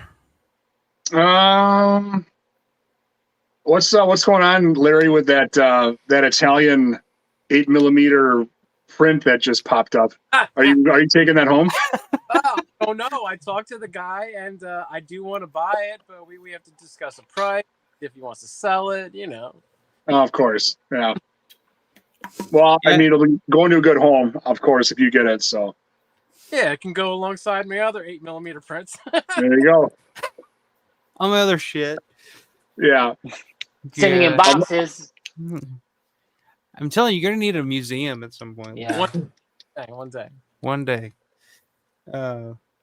Larry, you got a topic? Anything you want to talk about? A list of shit here. Yeah, sure. What have you guys picked up lately? As far as collectible things. Actually, I got the giant box in from Severin, but the Opera 4K, they have to send me the replacement disc. So there's that. But I also got the Argento deep cuts, which is, I really liked the episodes that I watched of it. I thought they were pretty much all really good. I got the Jallo documentary, All the Colors of Jallo, which I haven't dug into that yet. That's really good.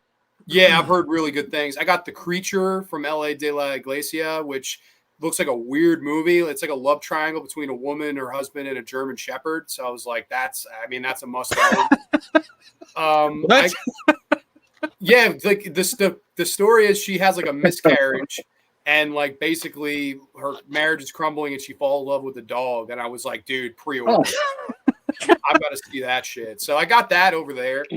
I got a whole box of Severin stuff. This past week I got all these VHS tapes of neo horror movies. So I watched The Faculty, I Know What You Did Last Summer, Soul Survivors, which is one of the biggest pieces of shit of all time. I highly recommend you avoid Soul Survivors. I don't think I ever saw that. Yeah, you're a much smarter human than me. That's why, because it was absolutely horrible. You know what I just watched? I'm gonna just totally out of nowhere. I watched Megaforce for the first time last week. That movie is fucking awesome. Megaforce? I've never. What is Megaforce? Something like 82. Megaforce? Something like that. It's like this group of mercenaries, and they're an anti-terrorism group. It's so 80s and fucking special effects. It's fantastic. It almost feels like a really long, like A-Team or Knight Rider episode. The way it's shot and the way it looks. And you got Michael Beck from The Warriors is in it, and Barry Bostwick. So interesting. I saw it on the In Search of Tomorrow documentary, which is really good. Yeah, I just missed from that. What have I gotten lately? I haven't really bought much. I did get this a few weeks ago. I think Larry saw it. I know you saw it, Will. You were there when I opened it. But I have a special. Yeah. It holds a special place. It's not a great movie or anything, but it definitely holds a special place in my heart. I got an original Booby Hatch one sheet. Wow. Look at that shit. Nice. Wow. That's incredible. I didn't even realize it, but when I bought it, but it's signed by the man himself, John Russo. Oh, fuck, that's awesome. But I'll Don't always hold have a black light to that, please. You never know what might be hiding in that thing. I don't want to know. I'm good. But yeah, I don't know. I found it on eBay for a pretty good price, and I had to pick it up. It'll always hold a special place in my heart because I literally watched that movie for the first time the night that I found out that David M. Gate passed away, and like literally the moment, because he's in this movie, like, and the moment that he's like off screen, like after his first scene, I pick up my phone and I look and I saw the news, and I was just like, my mind was fucking blown from that moment on. Yeah. So like I'll always associate the booby hatch with David Emge, and that's kind of why I wanted it. But yeah, I thought that was pretty cool to have. I don't know what I'll do with it. I was at a Second and Charles a couple of weeks ago and found a Korean Dawn of the Dead on regular DVD. I've never seen that before. Yeah. Nice. Yeah, the description on the back, obviously I can't fucking read it, but when I did like a Google Translate on it, it said something about fucking rain eating people or something. I sent it to you, dude. I can't remember what. I'm sorry, I don't speak Japanese. Can you go through your text and find it? I'm looking for it because it's fucking hilarious. Hang on. Yeah, it's so fucking funny. Oh man. Okay, here it is. Yeah, go ahead. Okay, so on the back, so the description on the back of this sucker says, due to some pathogen, so many people become zombies and wander the streets unconsciously with only their brains dead. They only rush to eat the living, and when they are bitten by the rain, which is a great album title or something, I don't know, Bitten by the Rain. I don't know why even that is in there, but they slowly turn into zombies. As a result, zombies stop more, and the world is paralyzed in disorder. I got one too. Is that same one? Same one. You know they had two copies. I should have grabbed both. Oh, you should. Where you got the other one? Oh no, I've had this for like a decade. And somehow you had it handy enough to just grab it. You know what? I got handy right here. I got this. Oh yeah. There you Thanks, go. Larry. Check that out. Alaka. Well, the last thing that I got was the Night 90 VHS release 27x40 poster. Yeah, I saw that. I saw that at your house, and I was like, "Oh, I gotta have that." Yeah, I was able to find that at a local flea market for $10, and I was like, "That's mine." This is the VHS poster. Yeah, the VHS video store poster. The green. Fucking. Awesome. It's got like the green thing in the corner. It's saying like the all new color version or whatever. Yeah, whatever. It's cool. I can't see it, but I guess it's a collectible. I got a fucking Dawn of the Dead tattoo. Yeah, show that off. Yes. I'll do That's a the best I collectible can. you can't get rid of. Yeah, I'll try to show you the best I can. Don't get excited. I got to pull my pants leg up. I don't know if you can see it. If you can see it. It's kind of hard to see. Let me full screen you here. Hang on. We'll. Is that your thigh? Yeah, that's my thigh. Yeah, so it's it's the Mark IV Navy gas mask from the film. It's got Perfect Baby Perfect under it. So that's fucking awesome. Yeah. So here we go. Trying to exercise my flexibility here. So, but yeah, dude, I'm really proud of that one. I've been kicking it around for a while, and finally just decided to pull the fucking trigger on it. I'm probably gonna do a Day of the Dead one on my left leg. So, what's it gonna say? Like, what quote are you gonna pick? Oh, there's so many. I thought about You're fucking Day of the Dead. I don't know. I'm gonna drink the fucking booze, Steel, because the fucking won't be able to fucking laugh. If you what the fuck is wrong with you people? So, but it's gonna be something cool with palm trees and shit like that. I'm still kicking around ideas in my head. So, but that was hello. I thought about that. So, but I don't know, man. We'll see. Maybe next year. So yeah, they actually have at the Monroeville Mall. There's a tattoo shop like right there in the district area. I was kind of thinking about getting a tattoo at the Monroeville Mall. I know a friend of the channel, Robert Dobbins, him and his wife were there back in June, and he ended up I think he got the Romero glasses on one arm, and then the Monroeville Mall logo on the other arm. I was like, "Fuck, that's genius! Why didn't I think of that?" And what's his wife's name again? His wife's name is Christine Romero. Yep, that's she was the sweetest lady, man. I met her and they did the 40th anniversary screening of Dawn, or 45th anniversary screening of Dawn, and she couldn't have been nicer. Like really, really sweet lady. And she was telling me she had like a print of Bruiser in her basement. I was like, no way! Like that is so freaking cool. Like I don't know, she couldn't have been sweeter. Like her and Galen together were just, because I missed them both at Living Dead weekend when I went, and then they showed up literally like a few miles away at that screening. So I got to meet them, and they could not have been sweeter. So I'm so happy I got to meet both of them. Yeah. Christine was last year was the year, man. That was just unfucking believable. Mm-hmm. Yeah. Yeah, she was one that I'd been dying to meet for years, because I've always thought very highly of Christine. And when I met her and we were talking about George and his passing, and she was talking about, oh yeah, George was never one for health, and and he'd always chain smoke, and I always told him, like, quit smoking. I'm like, yeah, I kind of smoke too. And she just looked at me and just like motherly, just like looked at me like, stop it. I was like, okay, yes, ma'am. I still smoke, but I'll remember that. Yeah. All right. Let me see. I'll throw another topic out here real quick. I had a few written down here. I think this is an interesting topic. I think we can get a conversation going here. So I was thinking about this as I was watching Dawn of the Dead in the theaters the past few years that it's been playing.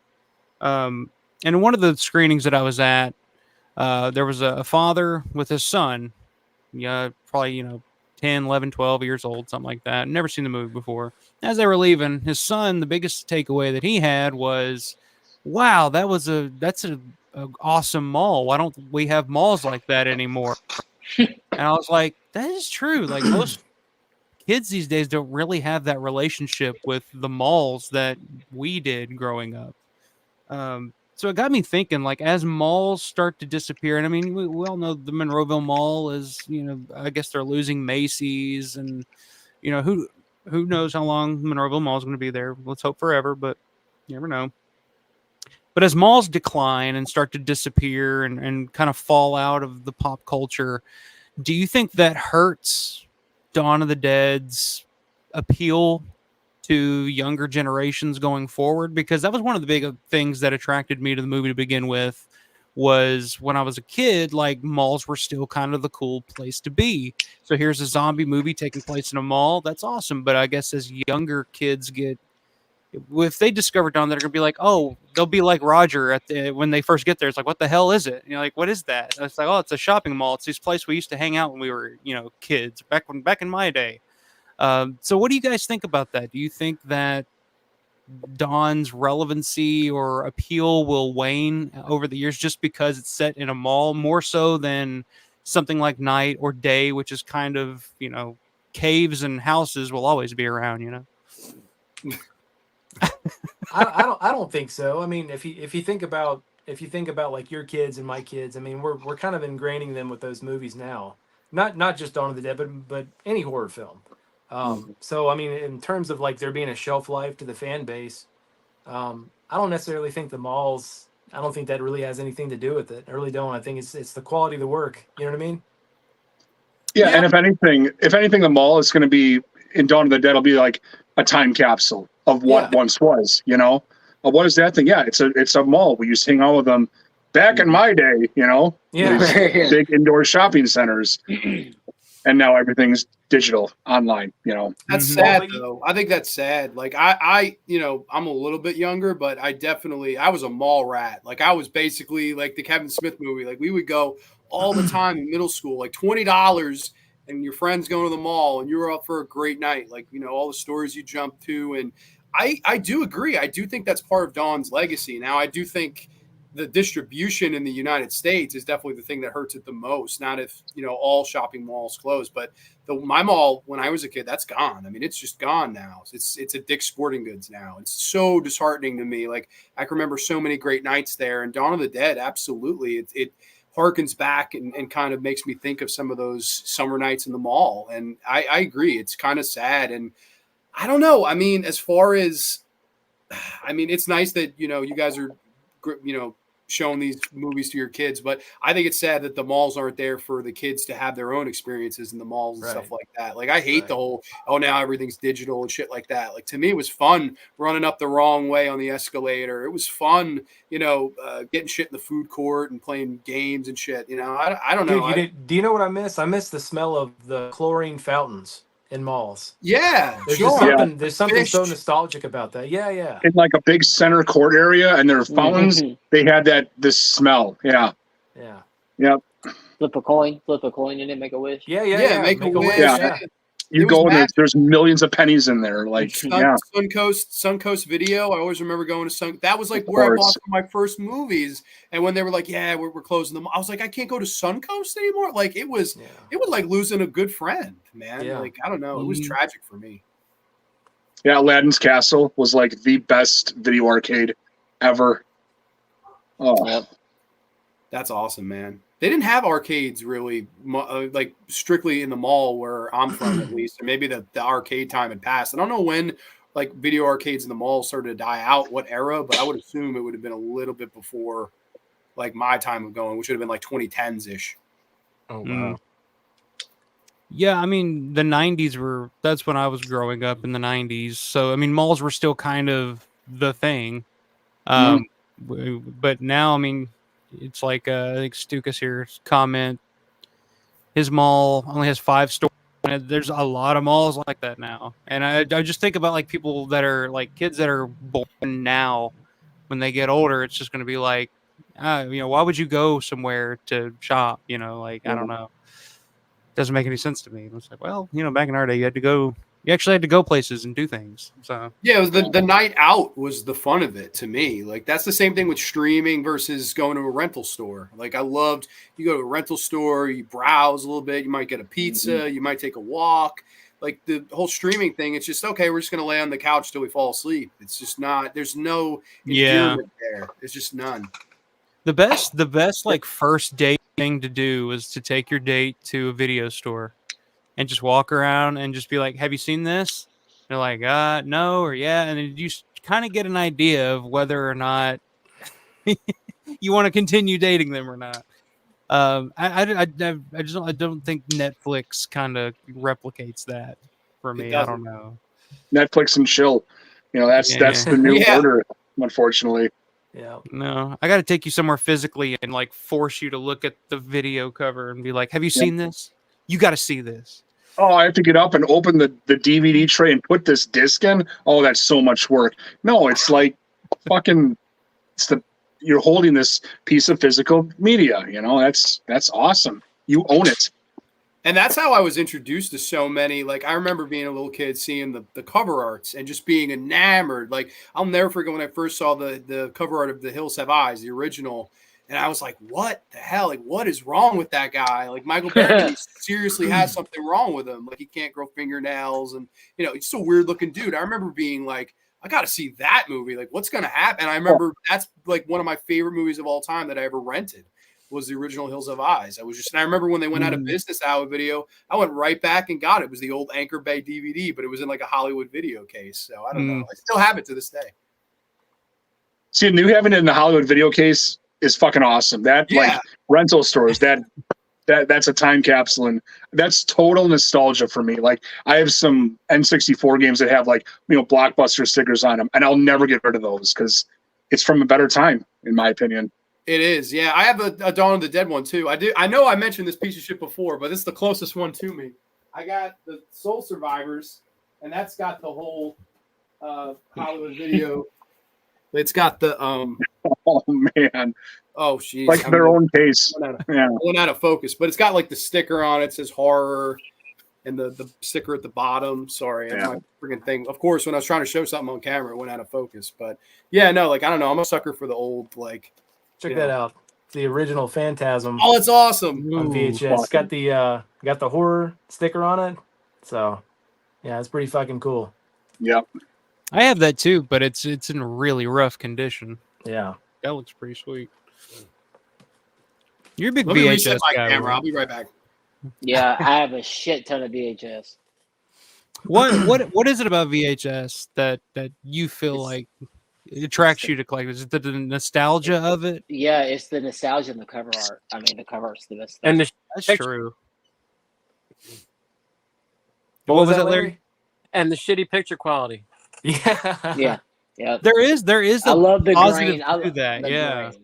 Like if you watch Texas Chainsaw Massacre, it's like the shittier it looks, the better it looks in a weird way. I think Paul disappeared. But yeah, Texas Chainsaw Massacre is one. Hills Have Eyes is one. Like the shittier it looks, it almost like adds to it in a weird way. Yeah, there's something about bad tracking on a VHS that I don't know. It's nostalgic, I guess. Yeah. So I meant to ask y'all this because we were talking about the arcades and malls and stuff like that. Have y'all been to the arcade at the bottom of the Monroeville Mall, the one that's there now? No, never. No. I've never actually been in there. No. That was actually the kind of moment where I had a realization of where I was and what was going on. Like when I first went to the mall, it was fucking cool. I was blown away. But when I actually kind of had like a tearful moment was I was playing zombie laser tag with my son in the back of the mall. And that was fucking cool. There's nobody around. It's just me and him. And I just kind of had a moment where I was a fucking 13, 14-year-old kid again. And it was amazing. It was the coolest feeling in the world. That's pretty sweet. Yeah, I've actually never gone into that. But didn't they wasn't Richard France, didn't they do an interview with him like inside there? No, it was for that second site? It wasn't there. It was in a different store, but it was near where Living That Weekend happens. Mm-hmm.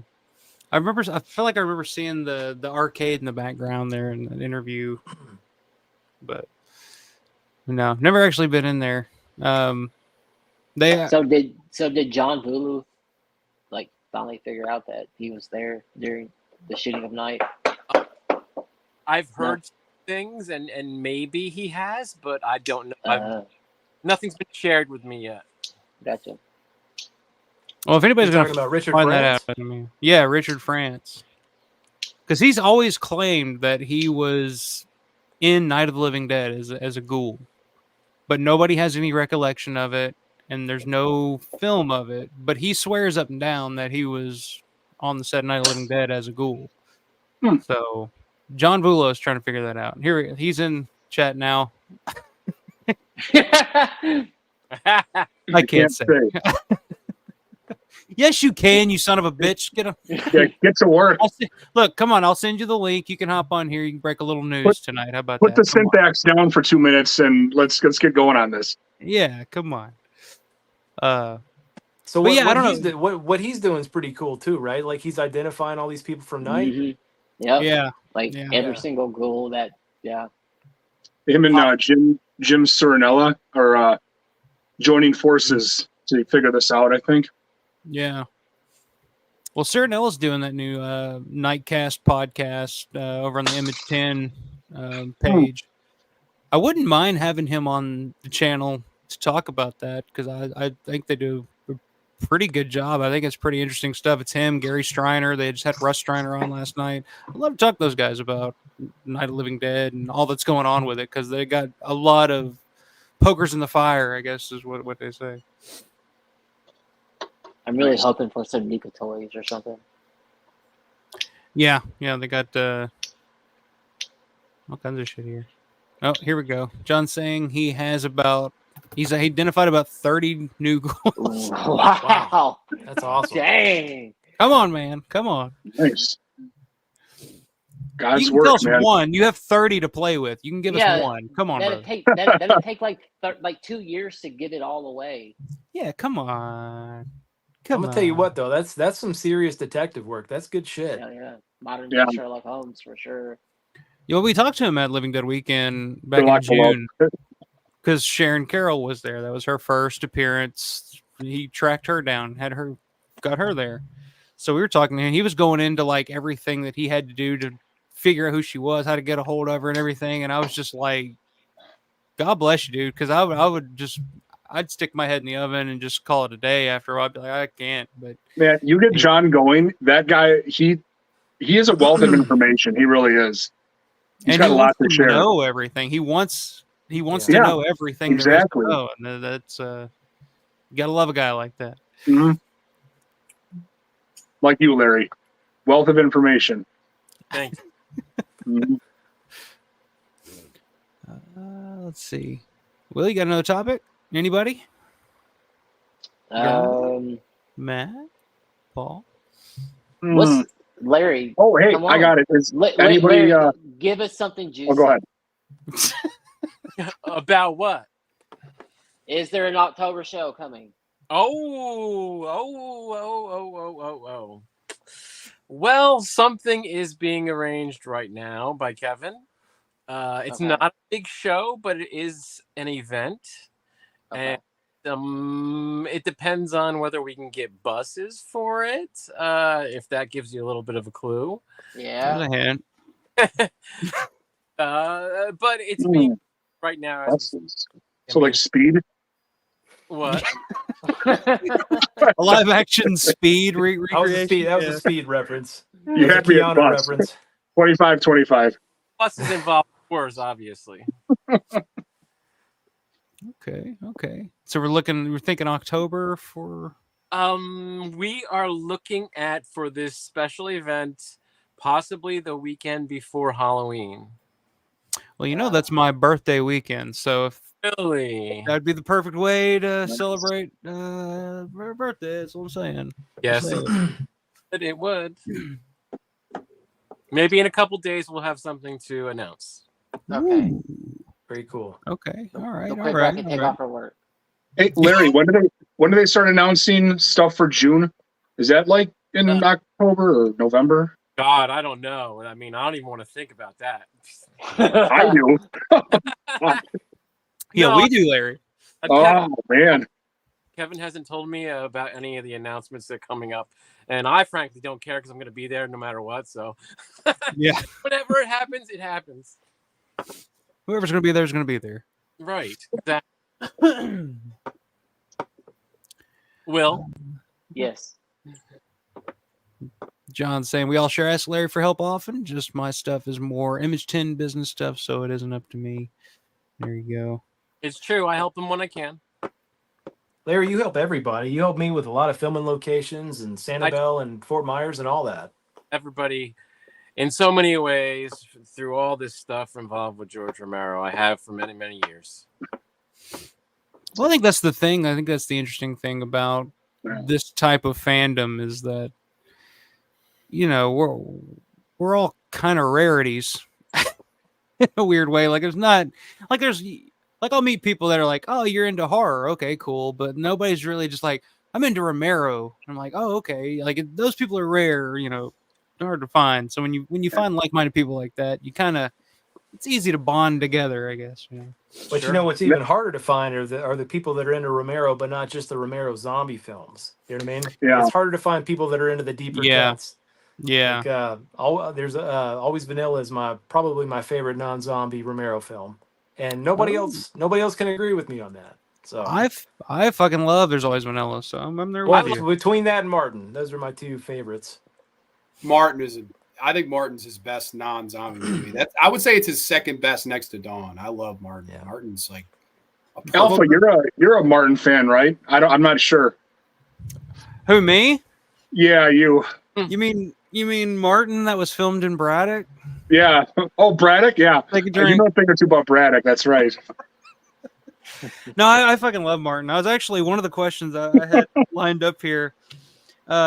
Is like if you could come up with if you had your choice of any Romero film to get a release in the US, who would release it and what film would it be? I would love to see a Synapse release of Martin, like a box set, Martin the theatrical cut, the black and white 2.5 hour cut, and Vampire box set, all that together, throw it somewhere. That would be like my dream. Because I think Synapse, if anybody, for what they did with like Suspiria and some of those releases, I mean, the way that I just feel like they could clean up Martin so well. But I fucking love Martin to tears. Like that's probably my second favorite film of all time, honestly. Dude, the cherry on the sundae with that would be if they included Vampire with an English audio option. Yes. That would be fucking awesome. Just go get John Amplis to do some voiceover work and yeah, fine. I don't think he's doing anything right now. That's true. He'd probably be down with it. That's the beautiful thing about Amplis is that he's as big of a fan of Martin as anybody else is. So he loves fucking talking about Martin. What were we talking about? Oh yeah, you mentioned Matt mentioned non-zombie Romero films. I think that was one of Synth's questions here in the chat here. I think we lost him somewhere down the line. Let's see if I can find it. But I think he was asking about what our favorite. Fuck, let me find it. Hang on. Here we go. Knight Riders. Yeah. I mean, Knight Rider is Knight Rider is hard to beat. Yeah. So it says I'm going to ask top 2 Romero horror, top 2 Romero non-horror things. So that was his question. Yeah, definitely Knight Riders. Yeah, I mean, Knight Riders is pretty hard to beat. I do love There's Always Vanilla, though. Like you were talking the Crazies, too. Yeah, the Crazies. Season of the Witch, I love more. I mean, after the last stream attempt, I don't know if I'm going to go back to that anytime soon, but I do love that movie. I'll be on there. If you do it, I'll be on there for sure. We can talk about it. That'd be great. If we find the right one, I don't know what the hell I was watching, but I'll be on the same page. One cut. The same cut. Everybody on the same fucking page, right? Yeah, I don't know what the hell that was. But... What about weakest Romero film overall? Since we're all diehard Romero marks. Okay, I'm gonna say this. I'm gonna spit this out, and please don't get upset with me. I'm gonna say this. What is that, Larry? Survival. That's number 2 for me. Please don't get mad. I think Bruiser is a fucking piece of shit. I'm sorry. What? Don't take my head off. No. I'm sorry. No, it's all right, man. It's not horrible. Don't kill me. Don't kill me. I love Bruiser. I don't want to know. When's the last time you watched it? The acting is so atrocious, and fucking Milo, whatever, Peter Stormare. 15 years. Yeah, dude. He's so over the top. It's ridiculous. It's like, I don't know. It's like it's like Tommy Wiseau from The Room on fucking coke or something. I don't know. I just can't. I can't, dude. Every time I watch that movie, I'm just like, I don't know. It just makes me cringe. I'm sorry. I wouldn't go out of my way to watch it. But every time I watch, if I've seen Bruiser, it's the guy from Rockstar. You know, like Jason Fleming. Yeah. Yeah. And he was also in Kick-Ass. Mm-hmm. I think it's easily the segment in Two Evil Eyes. It's like a bad Murder, She Wrote episode. I don't like that at all. Never, ever did. I'm not a big fan of Two. That's probably my least favorite. And it's crazy because I'm such a huge Argento fan too, that them together doing Edgar Allan Poe stories, like before I'd seen it, I was like, oh, this is can't miss. It sounds like a fucking wet dream. It missed. Yeah. And I was like, oh boy, that was a miss. Jesus Christ. Yeah, it really is. I've tried and tried and tried with that movie multiple times. I just never. I like Argento's story better, honestly, but together, and I don't even think Romero really, his heart was really in. I never heard him talk. I never ever heard him talk about Two Evil, unless maybe it's on the 4K that I'm not going to pay $50 for. I don't know. But I would probably go Survival as a close second to that. I've seen that movie like fucking one time, and I was like, okay, I saw it. I said I never saw it. Yeah. I did not think much of Diary of the Dead. It just was too different, and the whole video thing, I can't get into that. I don't know. But see, I was excited for it when it came out. I saw it in the theater. I saw it on my birthday when it came out, and I was just stoked to see a Romero film in the theaters. I saw Land in the theaters, and I was just stoked to see it. I think that's part of it for me. Seeing a Romero zombie film in the big screen when it came out, like that's historic. That's awesome. Yeah. Yeah, I saw Land of the Dead when it came out in theaters. That was just like, holy shit! I have to see this. I'm going to see it 3 times, and I've said it before. I wanted to love Land of the Dead. I like Land of the Dead, but I just really, really wanted to love it, and it never lived up to it. I wasn't of age at that time. Like I would have been 9 when that came out, so I wasn't of age to be disappointed in the theater. Like I saw it years later on DVD, and I was like, wow, I was so disappointed by that movie. I still kind of am. Diary I kind of like as a return to like the original Night and like the whole found footage. I didn't mind that whole. I was like, wow, this is something I never thought I'd see. You know, and then you had all the like like the voiceovers from Quentin Tarantino and Wes Craven. I was like, what the fuck? Like, so weird. And then Survival is definitely a weak. I think it's a weak movie too, unfortunately. I will say in Diary of the Dead, that one zombie, I think it was the really skinny black woman, was like, she looked terrifying. I'll never forget that. She's on the cover, I think, and she shows up by an ambulance in one scene, and she was just, her eyes and just how her makeup was put was really fucking scary. I really liked Diary the first time I saw it. I saw it in the theater. It was actually at Texas Frightmare Weekend in Dallas, Texas, 2008. It was actually in theaters at that time. And we went to the Alamo Draft House, and me, my cousin, his girlfriend, went to see it. First time I saw it, I loved it. I was like, holy shit, this may be number 3. Like, I thought I liked it better than Day at the time, the first time I saw it. I don't know why. It was just like, I guess it was because it was more, and I was thinking about this the other day. What I wanted out of Land of the Dead, Diary was more of that. Like, it was shot on location. It was low budget. It was a lot of like daylight. I like the idea. That's what I love about Dawn of the Dead. A lot of it takes place in the daytime. It was more of what I wanted from Romero at the time, whereas Land felt more Hollywood, bigger. Felt like it was shot on a set. Right. But over time, like seeing Diary, like I see the flaws and stuff. I get what George was going with, and what he was going for with Diary, and he was way ahead of his time in terms of just like, I remember back at the time, like watching it with people, and they're like, "Oh, that makes no sense." Like if somebody was being attacked by a zombie, they wouldn't just film it. And now you look, and it's like that's exactly what people do. It's like if there's a car accident, people pull out their phones. Let's upload it. Great. Yeah, let's put it up on TikTok or whatever. I think what kind of ahead of his time on that.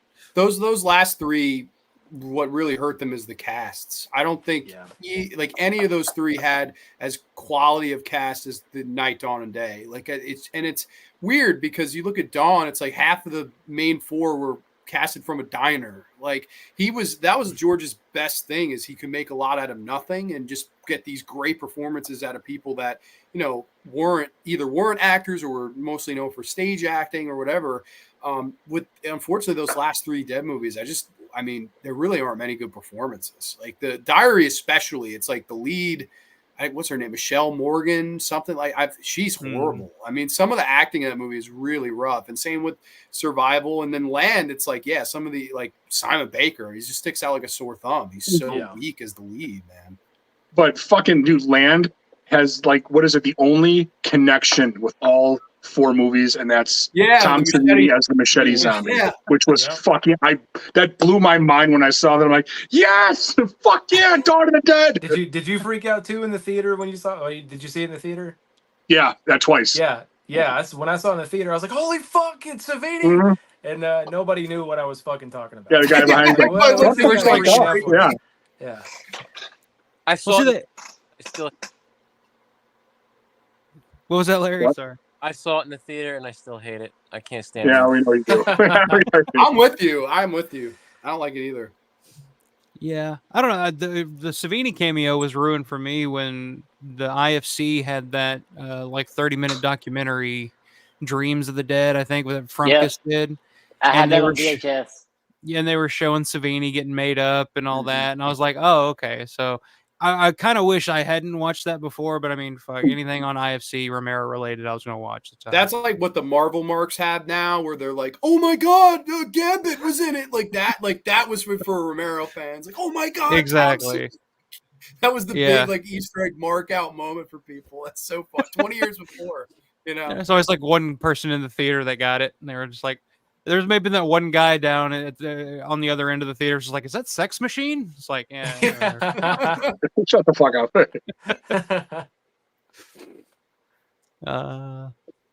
Let's see. Anybody else? Any other topics? Is any guys going to see Fabio Frizzi in his upcoming U.S. tour? Nothing coming near Atlanta. I would love to. Oh. Yeah, I'll be driving down to Chicago for that one. Yeah, I want to. I looked at that the other day. I want to say he may be coming to St. Louis. St. Louis may be the closest place to me to see him, but I can't remember if it was St. Louis or Chicago or wherever. But I'd love to. He's doing the zombie The composer's cut. Yeah. I heard that's more of like just a little rock band he has on stage. Like he's playing keyboards, and then it's 2 guitars, bass player, drummer, and like a second keyboard player.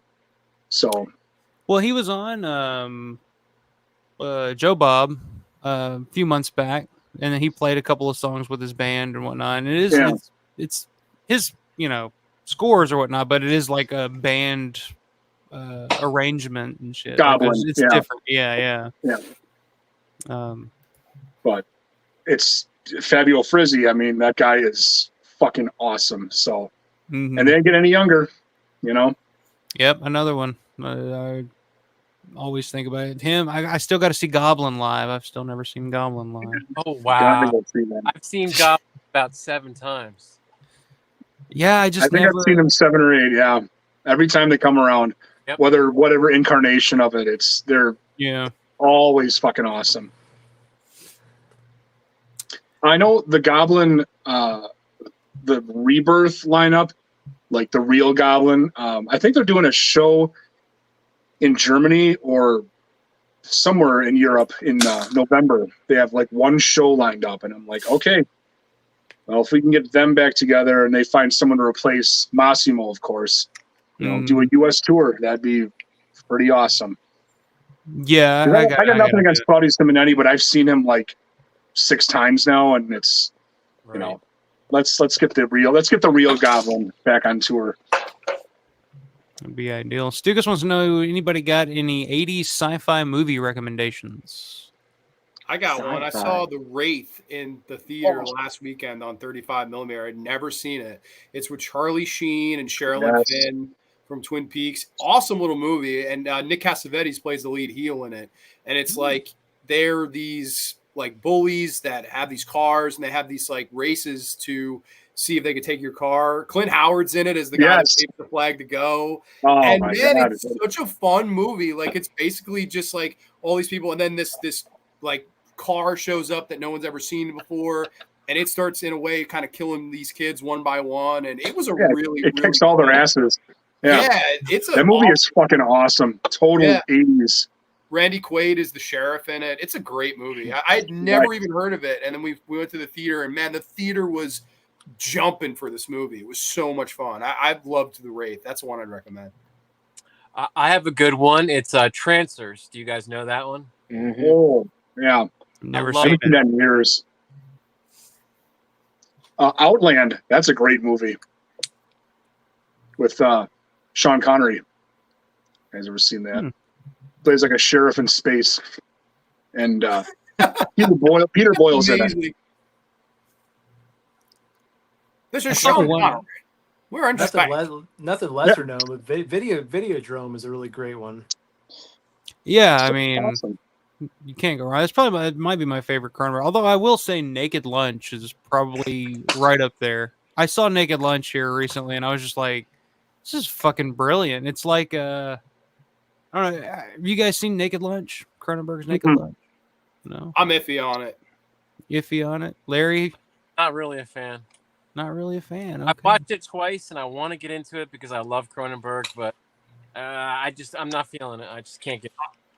I'm in a similar boat. Well, it feels like, to me, it feels like, I don't know if Cronenberg did like Blow, or one of those movies where like the main character like deteriorates from drug use, but it's like if Cronenberg did like Fear and Loathing in Las Vegas, like if Cronenberg did that or something. But it just, I don't know, it hit me good. I don't know. I was like, this is not what I was expecting. I didn't know shit about it when I went in and finally watched it. But I was like, oh, this is kind of. I don't know if there was anybody better than him when he was like late set, like The Brood and Videodrome and Shivers, and like those movies to me still just have that raw, gritty, the Canadian look, like so good, man. The Brood to this day scares the shit out of me. The Samantha Eggar at the end, like, oh shit, I love that movie. Yeah, I Crimes of the Future. I watched that recently. I don't know how I feel about that one. That one's kind of one I'm just like, I might have to watch that one too. But that's usually the case when it comes to Cronenberg movies. I got to watch them 2 or 3 times to really figure out what the fuck I'm watching. His son is making some good stuff. Like I really liked the Possessor and Infinity Pool. Like, thought they were both really good. Yeah. Let's see. Hey, Mateo's in the house. Wow, that's a great panel. Other than that, John Grande. Well, you know, we got to throw in. Ciao, Matteo. Matteo was a fun name. Matteo is the best name to say in Italian. Matteo. Matteo. Matteo. Giovanni Labarra la dici. Yeah, get out of my face. Hey, Fuck are you? fuck you. Fuck are you from my Fuck baklava? are you? What do you think? I'm taking this shit of a lifetime. Yeah, how can you hate Peter Stormare's performance in Bruiser? Come on, Matt. I'm sorry, dude. It's too fucking over the top. Don't beat me up, please. I'm sorry. Oh, shit. You know what I just saw? First time last week, I finally watched Tales from the Darkside, the movie. I've never seen it. Wow, really? What were your thoughts? Yeah, I fucking loved it. It was great. It's a great movie. The cast was awesome. I mean, of course, Blondie. Can't go wrong. Man, Christian Slater and Steve Buscemi, like, fuck, the whole cast. Ajax from the Warriors, like, anything with James Remar, that's fucking awesome. I always loved, like, when I didn't realize when I was a kid, when I got older, I started getting into like punk rock and stuff. David Johansen and fucking Cat from Hell. Like, you go back and you look, I don't know if you're familiar with like the New York Dolls back in the day, but they were like a glam punk band, CBGBs that period. Oh yeah, I've heard of them. And like, yeah, when I first started listening to them, I was like, that dude looks so familiar. And then I went back and looked, and I was like, holy shit, that's the dude from fucking Tales from the Dark Side, the movie, because I grew up watching that movie. So it's funny, they got him, they got Debbie Harry from Blondie. It's like a very punk rock, I don't know, infused movie in a lot of ways. And I had and K&B, can't go wrong, of course. The end of, what was the last one called with the gargoyle? Of Lover's Vow. I had that figured out pretty fast. I'm like, she's going to be the monster, and she's going to turn into it at the end of the movie, and it's going to be really fucking gross, and there's going to be kids. I'm like, oh my God, but the effect was friggin' unbelievable, you know. It has a good commentary from George and John Harrison. John Harrison doesn't get enough love for that movie. He also directed some of the episodes of the series, and I think he did such a good job. And I'm a huge fan of the show as well. And it's just to see him get the job was really cool. I guess Savini probably would have been the only other logical option, but he was probably busy doing Night 90. So it's crazy how Harrison and Savini both, made these great horror movies in early 1990. It's like they were on the Romero learning tree and just kind of sprouted that same year. They had honed their skills, and it was time to we're going to direct a feature length film. Yeah. I grew up with that one. I grew up with that movie. I actually watched that with my daughter not too long ago, and she loves The Cat from Hell. They got other two stories she didn't really care about, but when the cat jumps in David Johansen's mouth and is climbing down his throat, she's just like lit up, like, oh, this is so funny. Like, why is the cat climbing down his throat? I'm like, I don't know. She likes the cat one. I couldn't believe that's the guy that sings "Hot, Hot, Hot." Like, that is just so blows my mind. Yeah. Buster Poindexter. Larry's Buster Poindexter. I don't know what the hell's going on. Larry's trying to avoid the blue barbed wire room right now. Jesus, don't take the red pill. Looks like he's in a rave right now. I know. He looks like. Oh no! Speaking of fucking Brandon Cronenberg, it looks like that scene from Infinity Pool.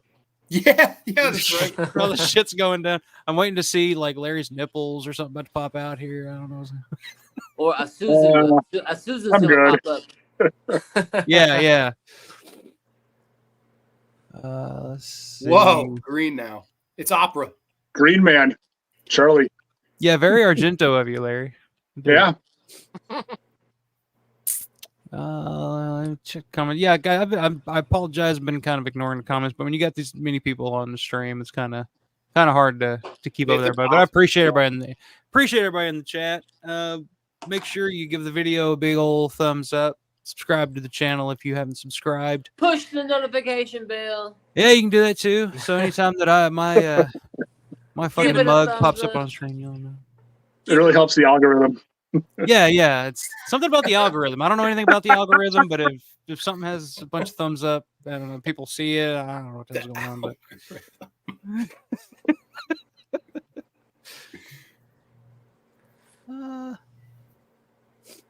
let's see. Oh, that'd be cool. Frizzy's playing the Mahoning Drive-In in Pennsylvania soon. Oh, So it's man. run. That would be cool. Have any of you guys been out to the Mahoning Drive-In? Never been out there. I see Matt Blasey out there all the time. Yeah, well, he lives pretty close out there. Yeah, I think he's pretty in close like the to that. Hershey area. Yeah. Yeah, I'd love to go out there, especially when they do like the fucking like they did all the Living Dead films and Zombie Mania or whatever the hell they called it, Zombie Fest. Yeah.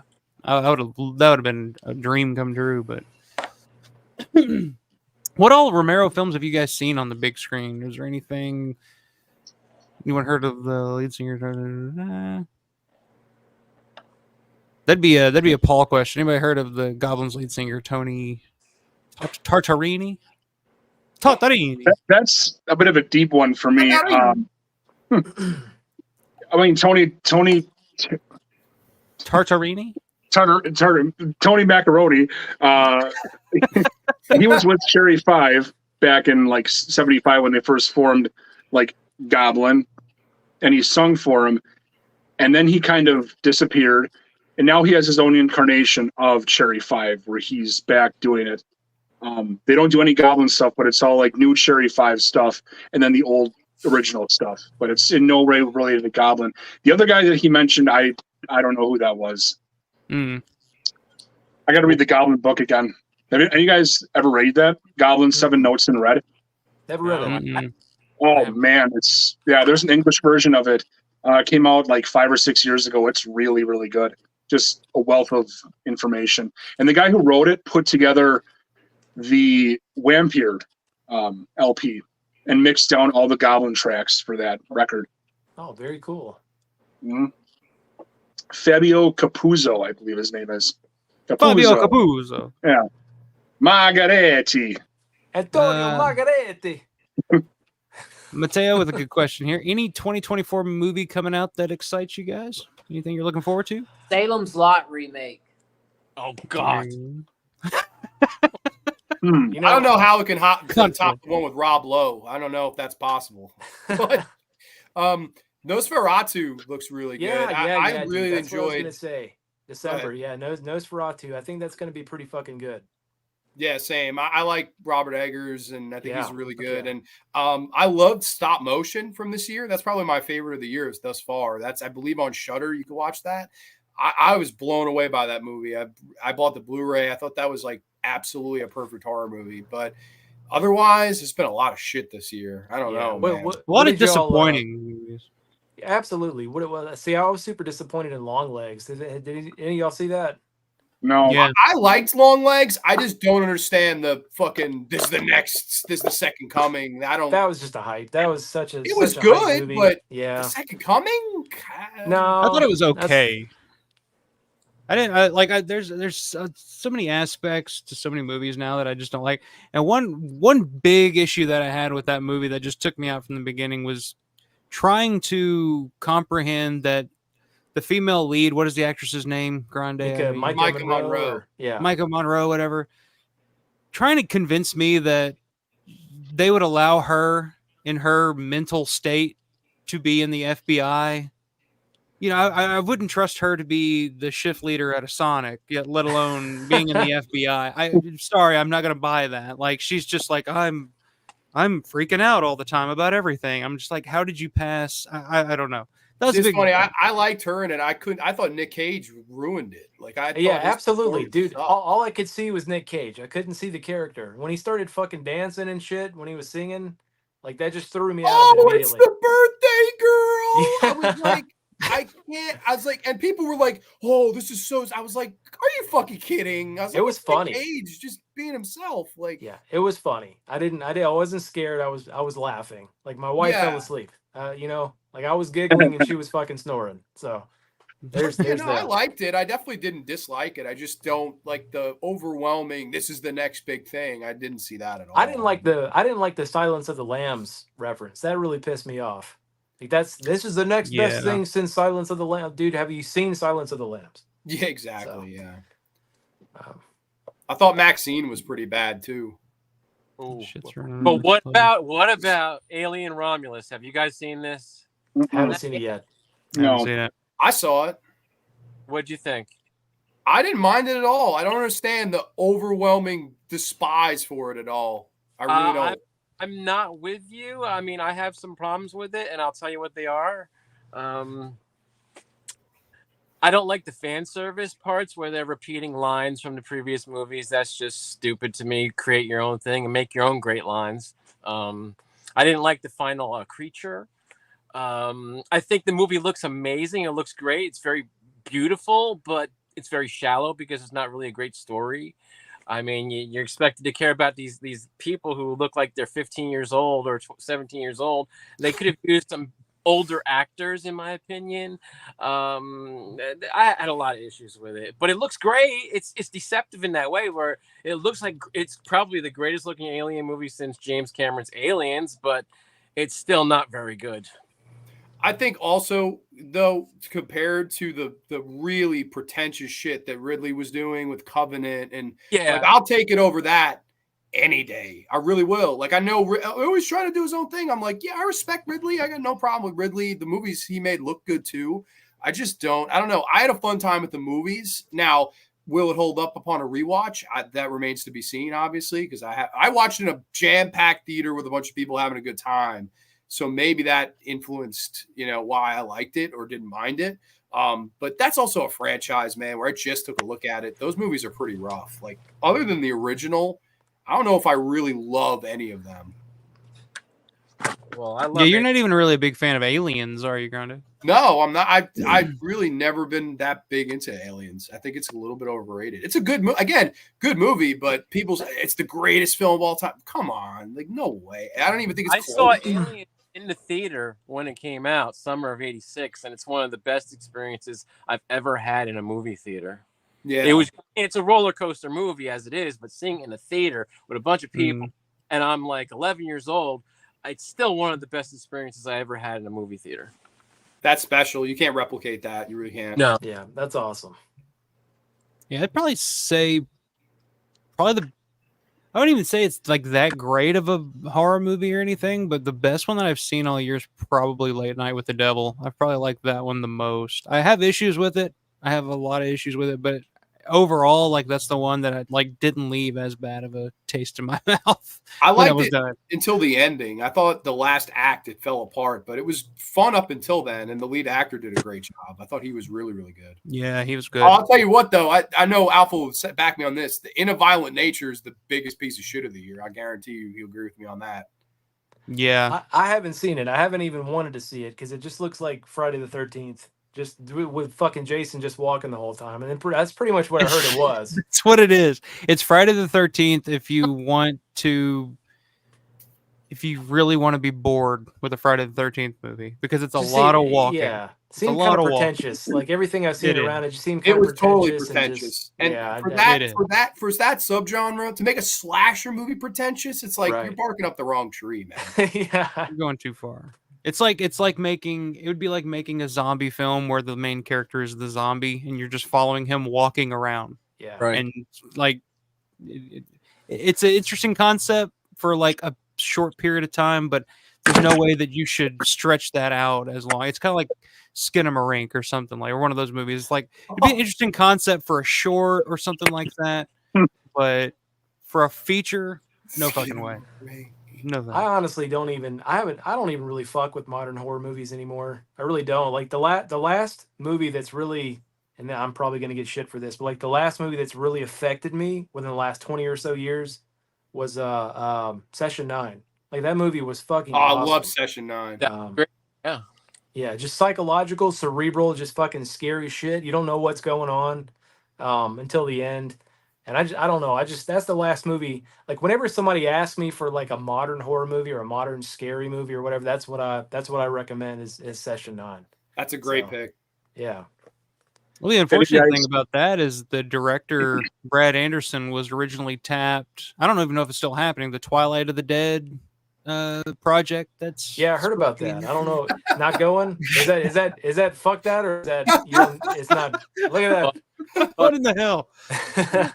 It's a big no. How did you do that? I want to do that. Yeah, where's the button?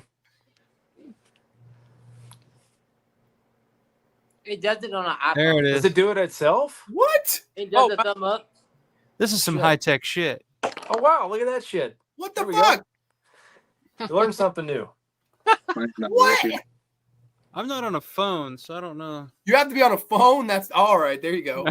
I'm on a phone. Mine's not working. Whatever. So, Do you guys see Suitable Flesh? You guys see that one? Suitable Flesh. Suitable Flesh with Heather Graham. Not yet. On Shudder. It wasn't bad. I'm a huge Steve Moore fan, so I had to go see it. I want to see every movie that guy does the soundtrack for. So I gave it a shot. She's still a fucking knockout. So what's the let me ask, Larry, what's the deal with Twilight of the Dead? Why do you say fuck that? Well, you want to be honest? Want me to be honest? I think people that were attached to write it are the same people who wrote and worked on My Uncle John is a Zombie. And have you seen that? I haven't. No. Oh, but that's a bad movie. It's just super bad. You don't say. That's a bad movie. What is the last thing Brad Anderson even directed, though? Was it the bad movie he did? Like, I don't remember the last thing that Brad did, but I mean, I loved his early stuff. Sure. I kind of feel like Brad Anderson was one of those guys because he did the Machinist too, right? Yeah, he did. Yeah, that was. He was one of those guys that, like, at the beginning of his career, like, Hollywood grabbed a hold of and either just sucked the life out of, because that's what happens to a lot of these young filmmakers that show so much potential, like at first, and then all of a sudden they just disappear and they're just gone. It's weird. I feel like maybe he kind of fell into that trap too. But you'd probably see it though, right? Like, I mean, if it came out, if it were made, you'd make time. You would not. No way. I would not. That's no way. Robert's saying, Alpha, you should get Deadpit to give you a shout out so you can get more people aware of your channel. I'll tell you this, man. When I first started doing this, Deadpit were probably the first ones to kind of help me out and kind of get people, because the first time that I went on to do something with Deadpit, I think I had 36 subscribers to the channel. So they've been supportive and they've been super cool to me from the beginning. So I can't give those guys praise enough. They've always had my back. So it's always cool to get Uncle Bill. I got to get CK on here too. I'd love to get CK on here. He's fucking hilarious. And I know I turned you on to Deadpit, Larry, here recently. You've kind of been on a Deadpit kick. I'm listening to them nonstop lately. Just like before this show today, I was listening to them. There you go. It's easy to fall down that rabbit hole, especially when you go back. There's so many interviews and so much happening back in the conventions and stuff. I mean, just a wealth of good shit. Bonnie bringing up the new Crow. Anybody see the new Crow? Fuck no. Not if you paid me, dude. No. Fuck no Bill way. Skarsgård. Fuck Bill Skarsgård. That backfired really hard on them. Yeah, let's all do the fucking thumbs down thing. How do you? Mine doesn't work. There we go. Right as I did it, he popped up. Are you working? No, it's not working. Whatever. Welcome back, Seth. The Crow sequel was bad enough. Fuck the remake, right? Yeah. I didn't mind City of Angels that much when I was a kid, I but like watching City it of back, Angels. I was like, yeah. Nah, it's not the same at all. It's got a good This soundtrack. is like almost Hollywood Squares now. Holy shit, we need 2 more people. Yeah. Almost. You know, the first Crow had a fucking great soundtrack too. 9 Inch Nails and fucking all that good shit, dude. The Cure. The Cure, yeah. fuck yeah. Stone Temple Pilots, all that stuff. Yeah. Oh yeah. Every time I fall. I'm gonna start singing here. So yeah, welcome back, Synth. Thank you. Yeah, we were driving. The signal was shit. I finally got back. So you're good, man. I don't know how much longer we'll go. However long you guys want. Anybody got any other topics or anything you guys want to talk about here? You guys mentioned Cronenberg earlier. Do you guys not like his non-horror stuff? Is that the deal? I heard part of it. I like a I lot. wouldn't say that. Okay. Like body horror. That's what he does. I mean, body horror, yeah, it's great. But I mean, he's Eastern Promises is great. You know? Yeah, fuck yeah. Eastern Promises, and what was the only one? The other one. History of Violence. History of Violence. Yeah. Yeah. In fact, if you haven't seen it, watch that movie. Ed Harris' History of Violence, Phony Meltdown, where he breaks the glass. Yeah. I just rewatched that not too long ago. It's a really good one. Yeah, I love that film. Yeah. Good yeah. stuff. Cronenberg, like I said, a lot of Cronenberg stuff is stuff that I gotta rewatch a couple of times before I really get like Videodrome. The first time I saw it, like I knew that I liked it, but I had no idea what the hell happened. See, I was lucky to see Scanners and Videodrome in the drive-in when it first came out. It was awesome. Scanners is one that I like. I don't know if I like it or not. Well, Howard Shore's score is great. I mean, he's known for Lord of the Rings and stuff. Electronic stuff he did back then was amazing. And for Videodrome too, it's fucking awesome. Exactly. Yeah. And Cronenberg's fun too because even if he's not making a movie, he does cameos. Like he's the killer in To Die For. Nightbreed. He's a Nightbreed is the killer. He's great. Yeah, he is. Yep. He gets killed in Jason Goes to Outer Space, right? He does. You're right. Yeah. Jason X. Yep. Larry, is that a George statue? The bust. It's the bust. Yeah. Okay. Yeah. I was wondering what the hell that was. I was just like, Jesus. Oh, you got one of Christian's miniatures. Yes, I know. I'm actually sending in the scan I did that I did for that graphic. So. Sean's saying that Brad Anderson's directing a lot of TV, 1 or 2 episodes here or there. Yep. That's what happens to a lot of these filmmakers. They just kind of, like I said, it feels like Hollywood just kind of sucks the life out of them. Well, at some point, people just run out of ideas. Look at bands, right? I mean, yeah, I mean that's true. You can only do the same thing so many times, unless you're AC/DC. Yeah, the AC/DC, the Ramones, all that. Keep playing the hits, yeah. Mm-hmm. But let's see. All right. Anybody got anything else, or are we? Larry, what's Larry's coolest new thing? I've seen some of your posts, but what's... Okay. Well, I got something today, and I didn't get to show it off yet. Oh. I might have to change the color of the lighting here, but let me see.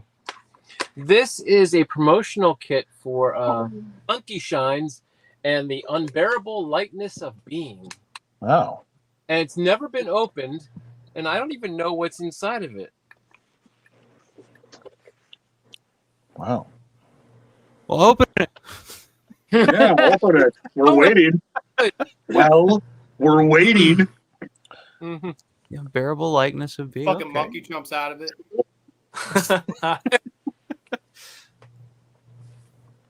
Unbearable Lightness of Being. That's the the deaf actress, right? Very cool. Awesome, man. What's everybody's thoughts on Monkey Shines while we're talking about it?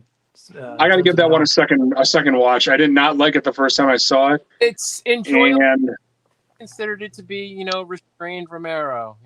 Yeah, I hear you. I think it's a theater first, and I thought it was probably better in the theater for some reason. But I think it's a really well-made film. It's a well-made horror movie, but it doesn't. I don't know. It just doesn't feel like a Romero film to me. Right. In some way, like it does. It feels like, because that was kind of Romero's first attempt at doing somebody else's thing, kind of doing the studio system type of thing. Yeah. And it didn't have that Romero flavor that I like. But I mean, objectively, like if I wasn't watching it as a diehard Romero fan, I could see that it's a really well made, effective horror. Like some of the stuff in that movie is really, really effective. Like the relationship between Ella and Jason Begay's character. Well, like you guys are talking about the diary stuff and the acting. Jason Begay is just, you hate the guy the whole movie, and he's not really doing a very good job, I don't think. Yeah, he's Monkey Shines. Yeah. Actually, that's my favorite part of the movie. I thought he did a fantastic fucking job. Yeah, really. I don't know what it is. There's something about him when he's on the screen. I smile the whole time. He's so emotive, and he's in a fucking wheelchair the whole time. I guess he's got to be. But I've seen him in other stuff. I like. He can't really move. Yeah, he can't move. He's got to do a lot of face acting. But I don't know. There's just something about his character and his acting in that film that I love. So what makes me love it so he much. does one really important thing with his face. I'll tell you that. But he puts a fucking bag over it. No, the other thing. He put something else over it too. Yes. with the lady. Yeah. Yeah. You're right. I will say they always seem to get Christine Forrest to play like a slightly more bitchy nurse. character. Yeah. Like she's just pissed off. Yeah. Yep. An awful bird, yeah. And then in Knight Rider, she's like a tough chick, and she's kind of like a little bit on the bitchy side, you know. Don't fuck with me. And Dawn of Death too. She was, you know, screaming at George. Yeah. Let me pull it out of my ass. Yeah. Yeah, she's always had some kind of role somewhere. Even in Bruiser, she's got the bird cage over her head. She's like, "What the fuck is wrong with you people?" That's right. That's right. Yeah. I've heard a lot of stories of people that went to conventions and met George that had them sign anything Monkey Shines related, and that he got like really giddy about it. Yeah. And like, I don't know how true that is. Like, I would like to believe it. Granted, I'm not a huge on Monkey Shines, but it's like, that's another movie I really feel like I rarely heard him talk about extensively. Like, I don't know. You don't hear a lot of people talk about it at all, period. Yeah. I don't know. My favorite thing about the movie is he showcased that real program where they actually have capuchin monkeys working with people. That's pretty cool, actually. Mm-hmm. I think George would get giddy of anybody talking about any movie that wasn't night, dawn, day.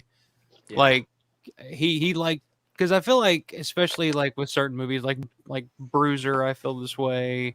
Martin for sure, Knight Riders for sure. Like George had a love for those movies, and they weren't majorly successful and really talked about, and you know, so I think he kind of had an appreciation for getting the opportunity to talk about those movies with people. So. Yeah, Bruiser, aside from the commentary, I don't even know if an interview exists of him talking about that movie for any length of time that's substantial, at least. Like, yeah, there's like a little behind the scenes thing that like Entertainment Tonight or somebody shot. I don't remember what the hell TV show it was, but he's just kind of talking about it. I would love whenever Felcher drops those like audio clips of him and George. Like, I would love to hear the one on that movie. Like, for some reason, that's the one I want to. Like, it's the ones that are lesser talked about that I would want to hear. Like, Monkey Shines would be one of them. Vanilla would be another one. Just be curious just to hear what he had to say. Well, I know he's kind of been on record saying he didn't like the production of Always Vanilla, right? Like, I mean, there's. He hated it. Yeah, he didn't like that movie very much at all. Yeah, but from what Felcher are sleazy, said, right? Is that he why? Like warmed up to it the last time he watched it. Yeah. Oh, towards the end there, yeah. Yeah, because I mean, George never had anything good to say about Vanilla, but apparently there's something when Felcher watched it with him. He said George kind of teared up at one point watching the movie, and afterwards he was just like, that's a lot better than I remember it. And it's a fucking great movie, dude. I love that exploration of a relationship from start to finish that ultimately doesn't work out. Yeah, those balloons when they release the balloons at the end, dude. I'm like, oh my god, I can't. Like, I almost start crying every time I see that shit. I'm serious. It's so sad. You're so sensitive, man. Yeah, yeah.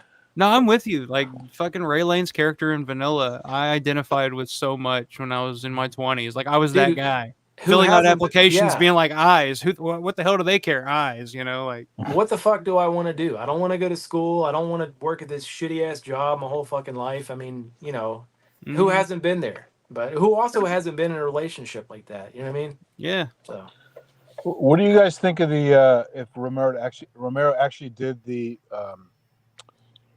Resident Evil movie as he had planned? What do you think? How that would have been? I think it would have been fucking great. I'm actually glad you brought that up. Because the guy who made it sucks ass. I mean, I hate Paul W. Anderson. Oh yeah, it's garbage. And it'd be cool, Michael, if you got Brandon on the channel someday to talk about that. That'd be awesome. I've thought about that. I would like to get him on there because he's got that documentary coming out. Yeah, but I actually dug this out of my attic. I had this when I was a kid. I gave it to my kid. This is the original Resident Evil on PlayStation. But what's really cool is I found my copy of Resident Evil 2. I got it on release day. And right here it says... that's worth a lot of money. It says win a part in the movie. So I'm assuming this was when a Romero was still attached to it. So there's like a sign-in form here where you can actually write in to win a part for the movie. That's pretty fucking cool. So that's awesome. I remember being stoked about that. Yeah, when I heard that he was directing it. So yeah, those games are what got me into everything. Go ahead, Paul. The like I think the Dreamcast version of Resident Evil 2 is like $150, and the PlayStation version just like crossed over to like the expensive side of Resident Evil 2 ports. Like the N64 version is expensive. The GameCube version is like $100. Resident Evil is not that expensive, but it's Resident Evil 2, which is just like stupid expensive on all platforms. Really? And it's such a how fucking much is great it going game. for? The Dreamcast is like $150, like complete in case. What about PlayStation? PlayStation's like I think 40 or 50. Oh, that's not. I'm keeping it. If you just said the great thing about the first $200, game, it'd have been on eBay tonight. Capcom finally. No, and that's awesome. They Yeah, hated the acting. People made fun of the acting in the first one. They recast the scenes in the remake. Did you ever see that? no. If you played the original Resident Evil on PlayStation 1 with Barry's like, what is this? It's like all terrible acting. And then they redid it as Resident Evil 0, I think, or something like that. And they redid all the mansion scenes because people were goofing on it. Yeah, they weren't taking it seriously. Remakes. Yeah. I kind of fell out of like gaming and stuff after. It would probably be around Resident Evil 5 whenever that came out. I think that was the last one that I remember playing. Well, the first one had the best score. It's a great fucking score. Yeah, the first couple had great scores. I don't. Those, like I said, like those games are what kind of got me into all that. Kind of introduced me to what a zombie is and all this other stuff. So I'll always have a soft spot. And if George I know me and Grande, we did a stream. Guys, probably been almost a year ago now. Romero in the 90s, kind of going through Romero's career in the 90s. And we talked quite a bit about Resident Evil, what could have been, what possibly, where George's career would have gone if that had gotten made. And I don't know. I don't know if it would have been for the best or what we would have gotten after that. Yeah, I heard you guys mention the 2 Evil Eyes. That was a rough one. So it's unfortunate. But we shit all over it in that show. That was definitely one. That was one of my favorite streams I've ever done. I love that stream. Yeah, that was a lot of fun. Rick, the North Going Llama, my favorite YouTube name. What's going on, man? Good to see you. I always got to give Rick, the North Going Llama, a shout out. I don't know why. That always tickles me. Well, yeah, guys, we've been going close to 3 hours tonight. I know. Anything else you guys want to talk about before we hop off here? I appreciate all you guys coming on. This has been a lot of fun. First round table discussion here. I like your comment earlier about the Stern Superfan Roundtable. That's classic. Yeah, that's basically what we're doing here. Who was the host of that? Was Brandano? Was he the? I'm Mutt. That's right, Mutt. Steve Brandano. Yeah, there you go. That's me. That's what I'm doing tonight. I will say this is what I'm going to get signed by Fabio Frizzi.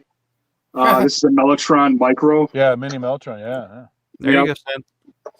That was his key instrument, so hopefully he'll sign it like right up here.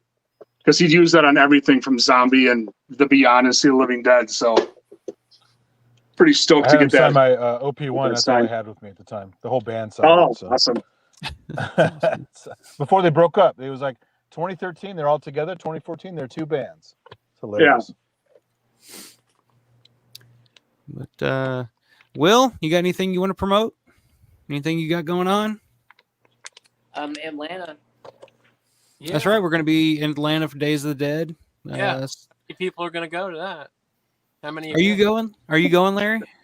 I don't know if I can afford to. I'm going to try to send Bill Philpott, who runs the show, a message and see if I can, maybe sit at the table with Galen or Scott. Maybe I'll go for that.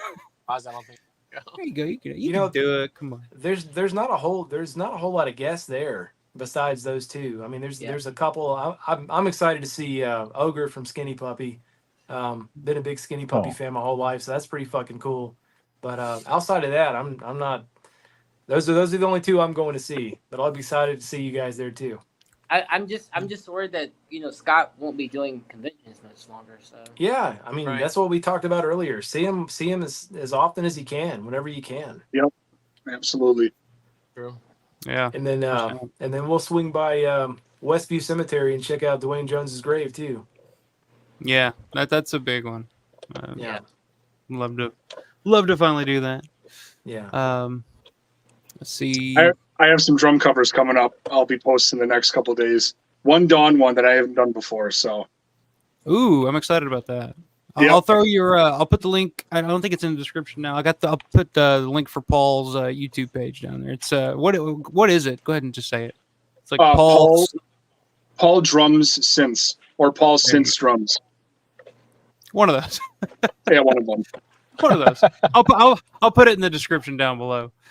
Grande, what do you got coming up, man? I know you stream weekly. Always something new, always something fun. What you got coming up, man? We got coming up this week a little bit of a horror spotlight on my all-time favorite actress, Miss Bette Davis. We'll be covering The Nanny, Whatever Happened to Baby Jane, and Hush Hush Sweet Charlotte. So I'm very much looking forward to getting my Bette Davis cinema on over this long weekend. And yeah, it's got some fun things lined up after that. But yeah, that's the next one. Awesome. Larry, what you got going on, brother? Anything?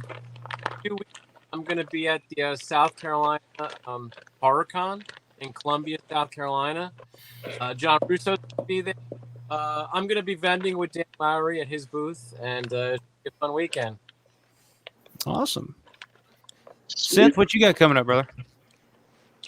Well, I still got to finish that Dawn cover I was going to do that I showed you on that show one time. I have all the parts. I just need to perform it. So one of these days, I'll do the Living Dead opening track for Dawn of the Dead. But so that's coming up. Every week I do at least one live jam for this live jam thing I'm part of. So maybe a new one this week. I'm not sure yet.